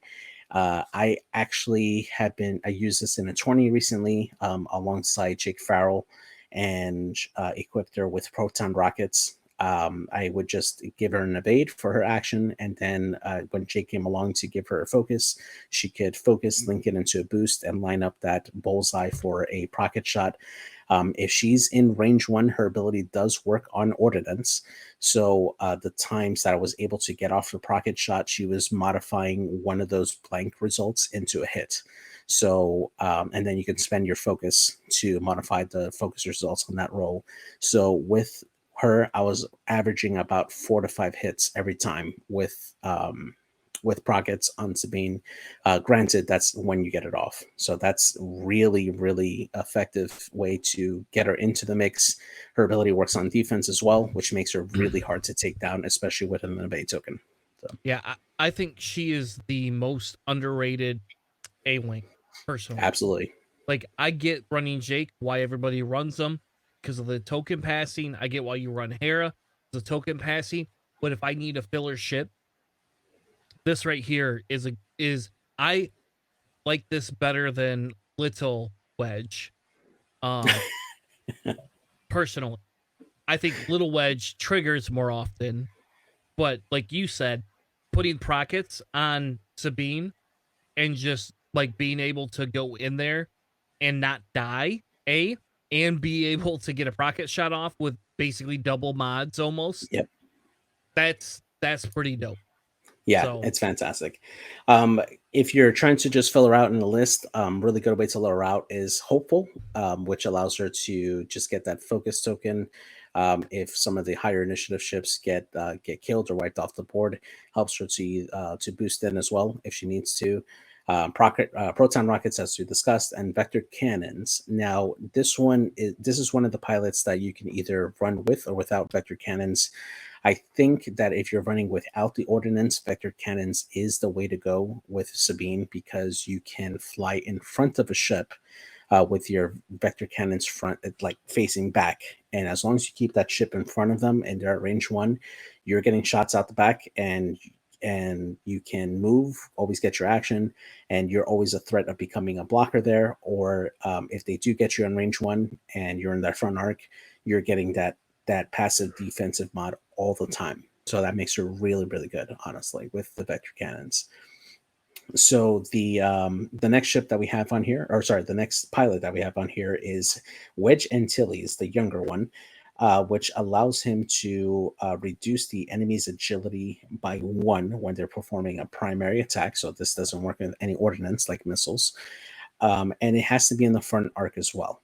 So since he's only rolling 2 dice normally at range, this helps him get a better chance of punching in damage and being pretty effective for his cost. I believe he's at 38 points, if I'm not mistaken, which is really cheap, and you can run him with Predator, very basic. If he happens to get that bullseye, that's another passive mod that he can have, and that makes him really good. I do not recommend this pilot with vector cannons, because you always want to keep the enemy in your front arc to trigger that ability. So definitely not a very good candidate for vector cannons. But he is fantastic as an A-Wing pilot at Initiative 4. So the next one here, another one that we saw that was very, very effective and very popular in the beginning when she came out, Harrison Doula in the A-Wing. allows her, just like in the B Wing pilot, allows her to pass off a token to another friendly within range 0 to 2. And they can use it during their modified dice step, either on defense or on offense. Really good because of their ability to have the linked action, so you can grab a token and link it into a boost to get into a shot, which makes her a little more aggressive if you want it to be. Although the 2 attack dice in the front it kind of hurts her a little bit. But a really nice pilot nonetheless to have. The 3 agility on her makes her very defensive for a support ship, and she can stay in the fight long and possibly do some pretty good damage. Now, I like to run her with Hopeful and Predator because normally I'm taking an evade action with Hera to pass off that token if I need to somebody else. And then if somebody else dies, she can gain a focus action or a focus token to pass on to somebody else, assuming that she's not stressed. And then and that just makes her more useful. Also really good with Predator, just to get that passive bond, since I typically take evades actions with her. And Vector Cannons is also really good with her as well, so that way she can get that early reposition or shoot out the back if she needs to run away and stay relevant for the list. And then the last pilot that we have here for the A-Wing, Ahsoka Tano, which her ability reads, after you fully execute a maneuver, you may choose a friendly ship at range 1 to 2 and spend 2 force. That ship may perform in action even if they're stressed. So this is kind of like a super AP5 that runs at initiative 5. As long as she has those 2 forces to spend, she can pretty much coordinate that action over to another friendly, and making her really, really effective. And just having 3 force on a 3 agility ship also makes her very hard to take down if she's just focusing just for the modification. She just needs to take an evade action, and she has all the mods she needs on offense. So if you're looking just for like a combat ability, she's really, really high for mods, and she can be very hard to take down just because of her actions. So I want to bring up here a minute. If you can clear the ships off the screen, please. So this is a 5 A-Wing list that I have ran on and off. I don't think it's top tier material, but I would probably, other than ZZ, give this a run for the money. Before you used to be able to fit Hera in here, but you can't anymore. And and I run Ahsoka differently. I run Ahsoka with cluster missiles, brilliant evasion, predictive shot, which you could run if you don't want to run predictive shot, right? You could run instinctive aim instead. Yeah, and that Rockets. that is also that. I don't run the rockets because I run vector cannons and I point it out the butt with clusters out the front. I was gonna say if you have the points, I would go with concussions and instinctive aim, but cluster missiles with instinctive aim is also really good just because you have the potential for shooting the 2-3 die attacks out the front if you can line it up. So yeah, that's good. Yes, because essentially it gives her the ability to say, if you come at me in the front, I've got this. I could just fly away from you and shoot you out my ass, turn around, come back. This is so Sabine. I never put rockets on Sabine before, but after your conversation tonight, that's pretty good. I kind of like that now. So usually I used to run rockets on Jake or Wedge, but I think if you just put Predator and marksmanship, like you said, Wedge is kind of a beast in of itself. Unfortunately, with vector cannons, you have to put it on every one of them. Yeah, exactly. But to make Ahsoka work that way, you have to put it on all of them. Now, I would challenge and say this may be somewhat beneficial too. It's just a different way of running them. Yeah, exactly. Yeah, Nabi, I would agree too. An initiative 1 with intimidation, and you can add that marksmanship in there. That is a pretty good call as well. But Shara at her initiative can possibly take out an enemy that's lower than her as well. So it just depends on what you feel comfortable with. Yeah. I've never flown an A-wing. They're like Fang fighters, but worse. So Wait, Fang fighters are worse or A-wings are worse? no, A-wings are worse than Fang fighters. 100% agree. I'm gonna trigger Navi here. 100% agree. Not even a hesitation. 100% agree. 3 evades at range 1 all day, baby. I'm Team A-Wing. I'm Team A-Wing. Navi. I'm Team A-Wing. Navi. Oh man. Yeah, no. Fangs absolutely don't like the range 1. Navi, nobody likes a range 1 butt shot. Just saying. I take that back. Grievous likes range 1 butt shots. Grievous, Boba, Zam. There's 3 right there. Yeah. 2 So of them are fire sprays. Yeah, right. I'm just saying. For real. These are mini fire sprays with vector cannons. Yeah, if you put munitions on all of them, they're mini fire sprays. Mm-hmm. I'm in, Nobby. I'm 100% in. Wednesday. So yeah, Chris, I'm down. Chris, you want to do 2 more, and then we'll cut it off? Yeah, we can do as many as you want. You were very adventurous tonight, so. yeah, let's do it. Yeah, man. the fact that you thought we were going to get through all of these in a single episode, my friend, I appreciate your positivity and your fourth witness. But I've been doing this for a couple of months now, and I know what happens in our time limit. So yeah. So we'll do just 2 more here just to go down some of this here. So the next one here is going to be the Btl S8 K Wing, a fantastic bomber class here for the rebellion because of the ability to just get into position with the slam action, and it has a very, very good amount of health to just survive those engagements. It's a medium base ship that can be very effective, a very effective bomber, especially since it can carry crew that allows it to make it more effective, namely Sabine Wren crew, and really disrupt enemy formations. You can equip this. You can actually spam 4 of them with barrage rockets and call it a day, and you basically have 3 arcs that you can shoot out of. Fantastic. So looking at the first one here, an old favorite here from 1.0, we have Miranda Donnie, which allows her to spin the shield to increase her attack die by 1, or she can reduce her attack by 1 die to recover shields if she is damaged. Really flexible there to keep her health up there. I like to equip her with Skill Bombardier, Sabine Wren crew, proxy mines, counter nets, and advanced slam. Gives her a lot of control of the board, and it makes her hard to pin down because she can move across the board really well, especially a 3 bank into a slam 3 bank. She can cover like 75% of the board, which is that. And she can get behind you, start dropping bombs, counter nets, and then with Sabine Wren, she can add additional stuff onto you and just make your ships have a bad day. Really, really effective bomber for the rebellion. I will say that in 1.0, this was the image of the negative play experience. Yes. When you went to a tournament and you sat down and someone set Miranda down, you're crap. Yeah, absolutely. So why? You got to go through why.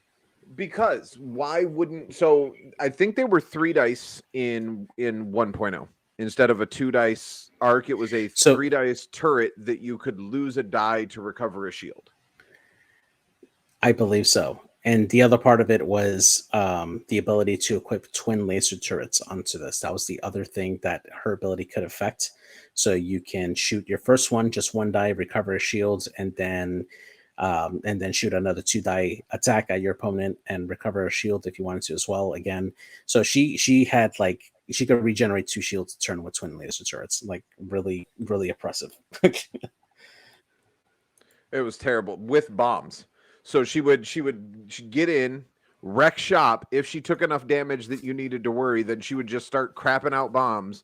And I believe, don't quote me on this because I'm not 100%, but I believe this could run the bomblet generator in 1.0. Yes, it could. Yep. So that gave you unlimited bombs because the bomblet generator didn't use a shield in 1.0. It was just every turn you could drop a bomb if you wanted to. Hmm. And so she would just drop bombs to cover her butt and then just run away and continuously regen shields. This ship was Yeah. like nigh on impossible to kill. Yeah, and then trajectory simulator on top of that. Gosh.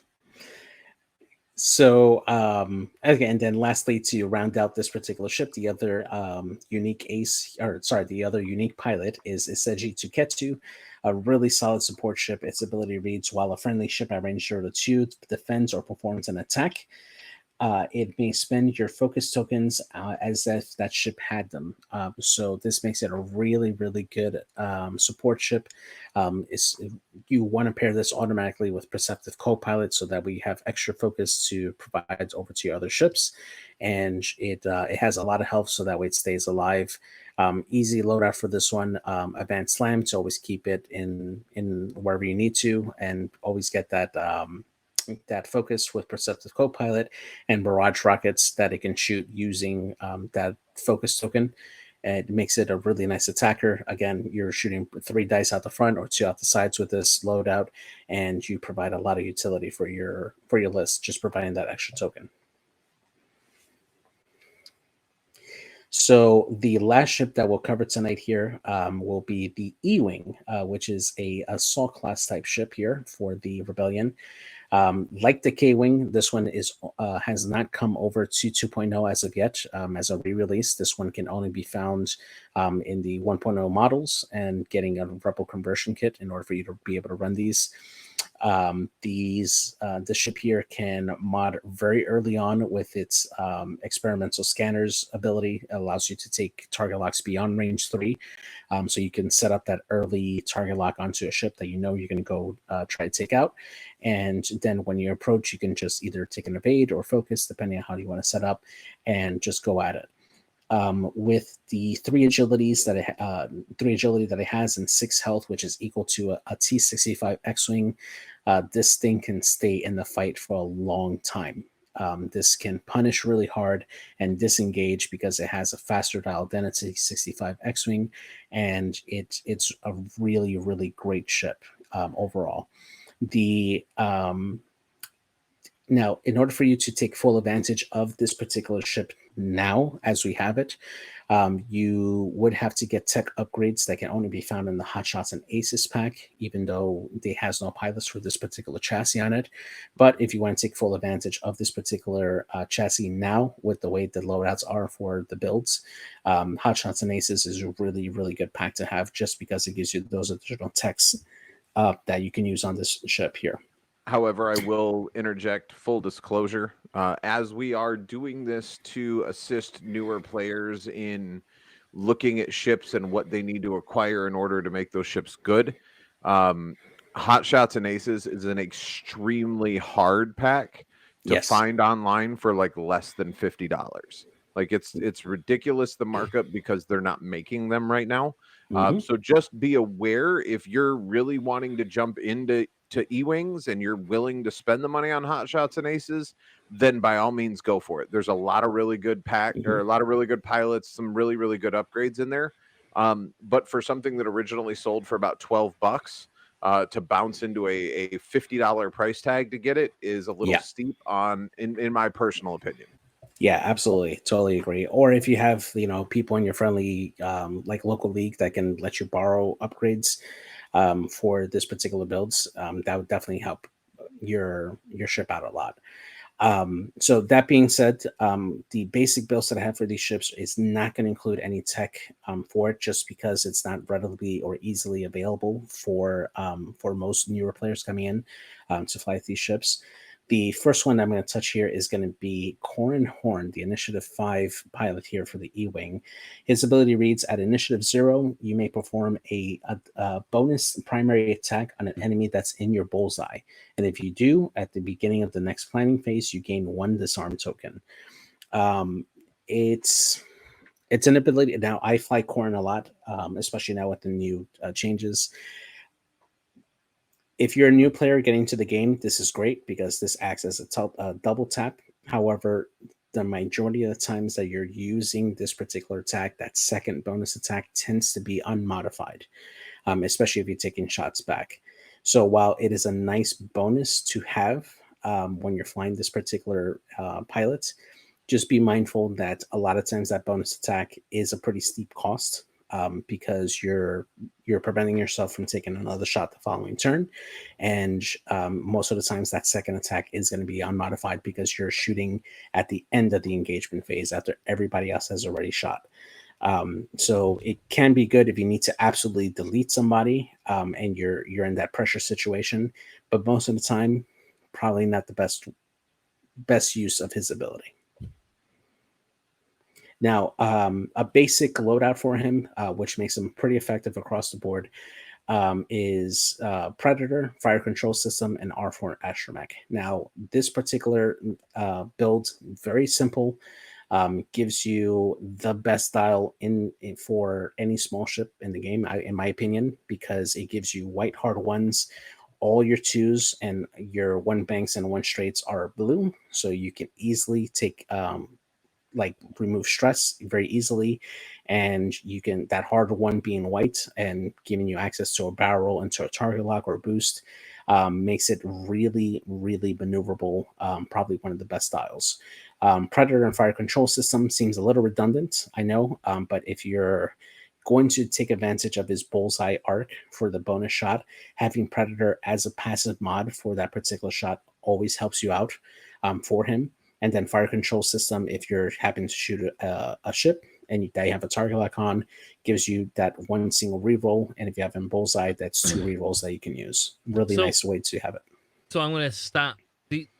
I like the R3 Astromech on them better. Even if I don't run munitions. Yeah. I agree with you on the Predator. Mostly I agree with you on the Predator. I'll be honest, that's the first upgrade I always cut. But I like that, and I really like Fire Control Systems and those R3s. Those are my literally even if I don't run these and I run a base one, I'm running an R3 and I'm running Fire Control System every time. I was going to say, no question asked. Most of the time that I've seen these fielded against me, I see the R3. Not discounting R4, because Lord knows I use it on just about every Y-Wing I fly or any ship that needs the maneuverability assistance. But being able to hold two target locks with FCS on a ship that can take those out and never, you know what I mean? If you're flying against, like, hypothetically, looking at what John flew against last week in the Krayt Cup, John flew against two defenders. If he had Y-Wings with the R3, he has target locks for the entire game, which gives him basically a passive reroll on each ship for all of his E-Wings, which frees up if you're not taking a shot that turn, throw the evade down. If you are taking a shot that turn, take the focus, and then utilize that FCS reroll as well. Yeah, I agree with you. I think that with the added on tech slot that the E-Wings can carry, I think that R3 is the better way to go now, because you have abilities like Target Synchronizer that opens up the target locks for other ships that are carrying ordnance to do like an Alpha Strike Swarm. I mean, you can just run one of these, a generic one with R3, with a swarm of either A-Wings with like cluster missiles or concussion missiles, or you can run Z95s, which with the same type of ordnance with ion missiles as well. And all of a sudden, you're opening up your offense a lot with this one upgrade with targeting synchronizer and R3 Astromech. However, if you're a newer player and you don't have access to these techs, and targeting synchronizer, by the way, is only available to you if you go cross faction. I believe First Order and Resistance are the only factions that have these in their packs. It's going to be a difficult buy-in for most newer players that are going in. Now, that being said, if you have a friend or somebody that does have those tech upgrades, absolutely agree. R3 Astromech is the way to go, because you are getting those target locks on turn one, and you're getting in on two ships, and with Fire Control System, you get that reroll that you need for those situations where you just need to roll one die or reroll one die, and it makes it very, very effective. But if you don't have access to this, I say you're running this more as a 1v1 type ship, kind of like a dueler type ship. And I think that R4 makes it better in that situation if you don't have access to those tech upgrades for the R wing, for the E wing. So I have a question for you, JJ, in reference to this particular ship. So in 1.0, they were amazing ships. They're very good.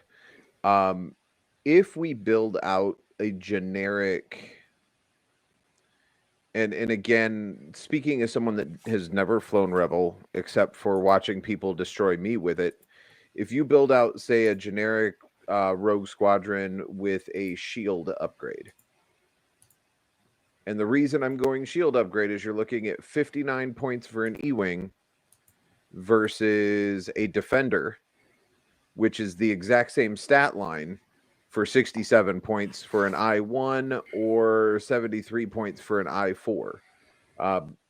Taking away full throttle, which do you take in that particular battle, considering that with a shield upgrade, they have the same stat line? I would still give it to the Defender. And the main reason why is the dial. Without the help of an R4 astromech, by the time they get past the initial scrub or try to like keep up with the Defender can outmaneuver them easily and still retain mods versus the E-Wing. Yes, the E-Wing can definitely keep the target lock from the beginning, and hopefully they roll good. But once they spend it, now they're stressed. They have no other mods to help them out. Whereas a Defender can get behind them, turn around, still retain the evade, and possibly reposition or take a focus, and have that mod that they need for either defense or offense. And while 3 agility dice is really good on defense, you can't always trust that your green dice are going to bail you out. You can equip the Rogue Squadron with more upgrades that help mitigate that difference. And in that case, if you're adding more upgrades to the E-Wings, then I would give the advantage to the E-Wings for that reason alone. But if we're talking just strictly shield upgrade against a Defender with nothing on it, the Defender is still going to win, in my opinion. Fair enough. Just curious, because again, when you start comparing stat lines and similar ship styles, the E-Wing in 1.0 was the Rebel version of the Defender because they were 3-3-3-3 all the way across. So I would even venture to do like a 3-way dance between an E-Wing, a Defender, and an Aggressor. Because actually, the Aggressor has the exact same stat line as well, just a much bigger base. In 1.0, they actually had 1 hull less. They were only 2 hull ships. Oh, okay. So I've actually had in 1.0 somebody show me the dark side twice with crits and just, hit me underneath my shields with 2 shots and die. Thank God we don't have that anymore. Yeah.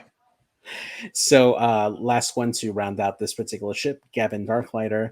His ability reads: while a friendly ship performs an attack, if the Defender is in your forward arc, the attacker may change 1 hit result into a crit result. Fantastic offensive support ability, especially if you're running things that rely on crits, like Auto Blaster, for instance.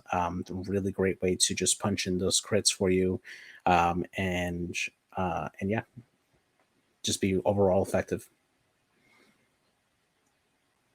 So two things, right? Let me bring up. So and maybe we should have been doing this the whole time, but here's a list I would run.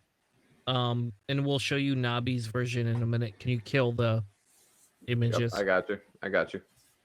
So if we want to build on that targeting synchronizer, you can run 2 of the E-Wings with that fire control R3s, and then 2 T-65s with advanced and munitions failsafe, which you don't need, but you have the extra 2 points for the bad roll. Yeah, for a bad roll. They're just there. You could run ions with them if you want instead. I mean, and ions are 4 dice attacks. I don't know. I think in this list you have to run the advanced personally.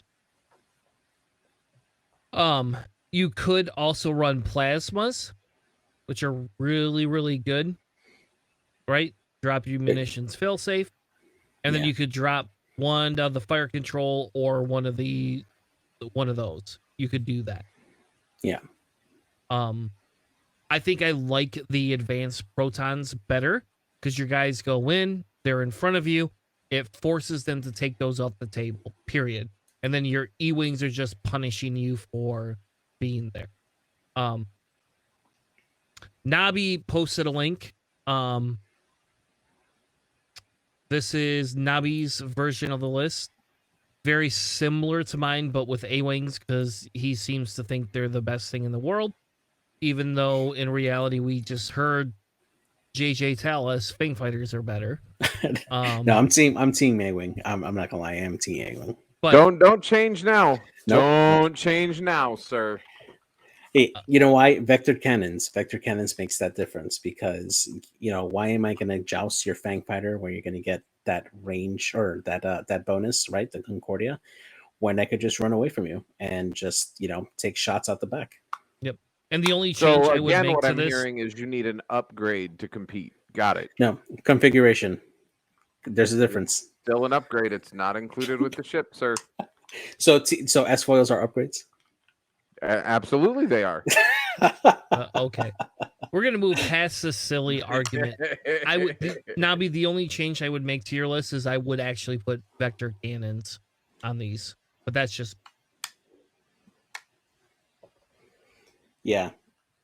it's definitely with the tech upgrade, the E-Wings become a very, very good support piece. Just one E-Wing with R3 and targeting synchronizer and just filling out the list with ordnance, with cheap ships with ordnance, makes it supremely effective because you just need to focus on one ship, right? And or actually you can focus on 2 ships, right? If one runs away, you have another to take advantage of that targeting synchronizer there. And they either have to come and hunt down your E-Wing, who has 3 agility and can take an evade after they get that initial target locks off, or they have to hunt down the rest of the list. That's going to hurt them with ordnance. So it really makes them make bad decisions. So yeah. And I agree, those clusters are really good. I think again, I think clusters are an underrated munition that people haven't used. And this is newer, right? This is new because we didn't used to have tech slots on E-Wings. And I don't know what made them make that decision, but because the rebels needed a boost. Yeah, because that's the thing. Yeah, exactly. Well, I mean, you were just saying Fang Fighters are that much better than A-Wings, so yeah, that's true. So the problem is Nabi lives in Australia and we live in Eastern America. So like Nabi would have to not be working on a day to play us. Otherwise, it's like unless Charles wants to get up at the butt crack of dawn. And I don't even know if I want to stream at the butt crack of dawn. That's the real question. Yeah, that's the bigger question. I could say, as a person who has played Nabi quite a few times on the Harry Nick server for his tournaments back when he used to run them, Nabi is probably the premier A-Wing flyer I've ever played. He's just great. I've never played against Nabi, and I also agree that he is just great. I think Nabi should run defenders. There you go. I'm just gonna say it. Run Defenders some fucking defenders, A-Wings. man. I mean, he can't even stick to A-Wings in a Krayt Cup, so just saying. Ooh, shots fired. Yeah. I mean, in fairness, they're still in the running and we're not. All right. That's true. Oh, all right.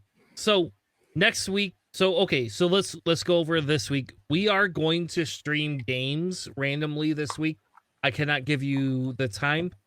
As of now, it seems Wednesday is probably a preferred time So I am going to commit to Wednesday as long as something doesn't happen. My grandfather passed away on Friday, so we've been dealing with that with my parents.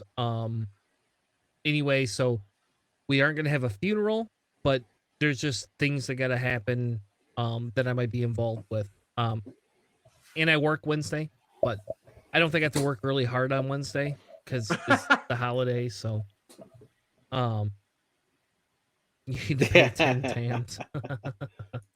Well, I don't know what Tim Tams are. To be fair, Nobby, you've never sent me Tim Tams, and I still think you're amazing. Ship the Psych J. Let Psych J ration Tim Tams out. I'd have to come visit your house, Psych J. Hey, you're going there for Thanksgiving. We just yeah. heard you tell him you're going there for Thanksgiving. Yeah, but that's just for flan. That's an entirely different thing. That's just to use him for flan. All right. Flan and Tim Tams. Yeah, fair enough. Dude, if you could make a Tim Tam crusted flan, I think I might die and go to heaven. Challenge I don't accepted. even know what Tim Tams are. I've never once had one. They are magic. That's all I need to say. They are magic. All right. They are like a cream-filled like Kit Kat like cookie. They're just amazing. All right. I'm gonna go look in my international. We have like a couple. Don't have them. John already tried. Okay. At Meijer, John already tried. No, I'm not gonna go to the Meijer. Oh, okay.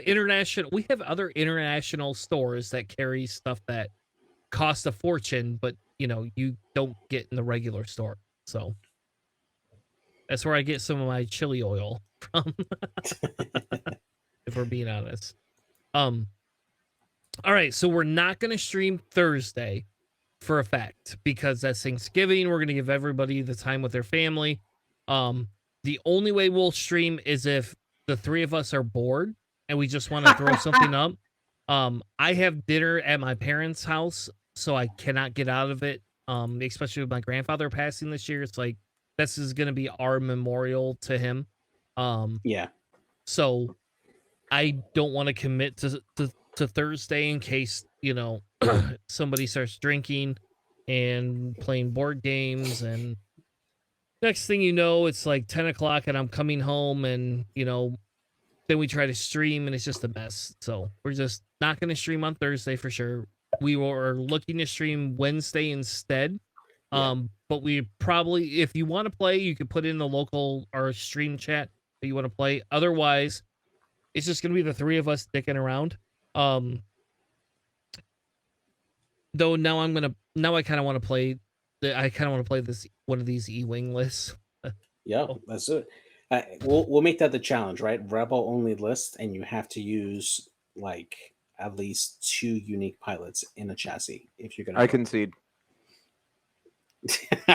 You can do it, man. You can do it. No. He got his ass kicked last time we played Rebel. Yeah, I sure did. He made a 666 list, but he lost. I sure did. We could play our 666 lists against each other and call it a 12 off. A 12 off. I specifically remember that Charles beat me last time he played Rebels. That is true. That was, all right. that was a crazy dumb build thing that we had to do for Nickel City. That doesn't count because there were some very, very off-center build rules there. A win is a win, man. A win is a win. Fair. Anyway, so let's close the show out. Thank you all for joining us. We will be back next week. Sunday, we are going to probably stream. We're looking at either Wednesday, Friday, or Saturday this week. I don't have anything going this weekend, ironically enough. So, anytime either of these two fuckers are around, we'll stream. So, and Charles needs practice for his V-Wings. So, there you go. That's probably going to be a night where me and JJ team up together against Charles. So what we're going to do, here's the deal. This is what we're going to do. Charles gets no voice, and me and JJ are going to be on stream, and we're going to be talking about our list, and him and I are going to fly a list together. So JJ will fly the list, and him and I will plan against Charles. And if Charles can win this way, then we know you got a good goddamn list. Because if you could beat 2 people on stream Yeah, this seems totally fair. with a V-Wing list, then we're golden. No? No, you don't want that? Hey, whatever, man. I need all the practice I can get, apparently. There you go. See? That's the attitude to have, bro. That's what But I I want. get hold on, wait. I get Navi in my corner since V-Wings are basically just A-Wings anyway, right? Hey, if TIE Nabi fighters. wants to, I'll tell you what. If Nabi can figure out how to join you in chat, you're welcome to it. Not in our I'm chat. in. Our I'm in. Discord. I'm in. Nabi can coach me. Now I'll right. coach Nabi. All right. Thank you all for joining us. We'll be back next week with an amazing episode, and we also we're gonna finish our Rebel breakdown next week. That's what we're gonna do. So we are gonna 100% finish our Rebel breakdown. And then after that, we'll decide where we're gonna go, but we'll probably move into Scum after that. That's kind of the goal. So Charles, hint, hint. We're moving into the Scum breakdown. I'm already ready. I don't even need a document. I do though. I need one. So you're gonna. I know create you one for do. me. I'll make one. But we'll go do our Scum breakdown after that, and then after that we'll probably do Empire. That's probably what we'll.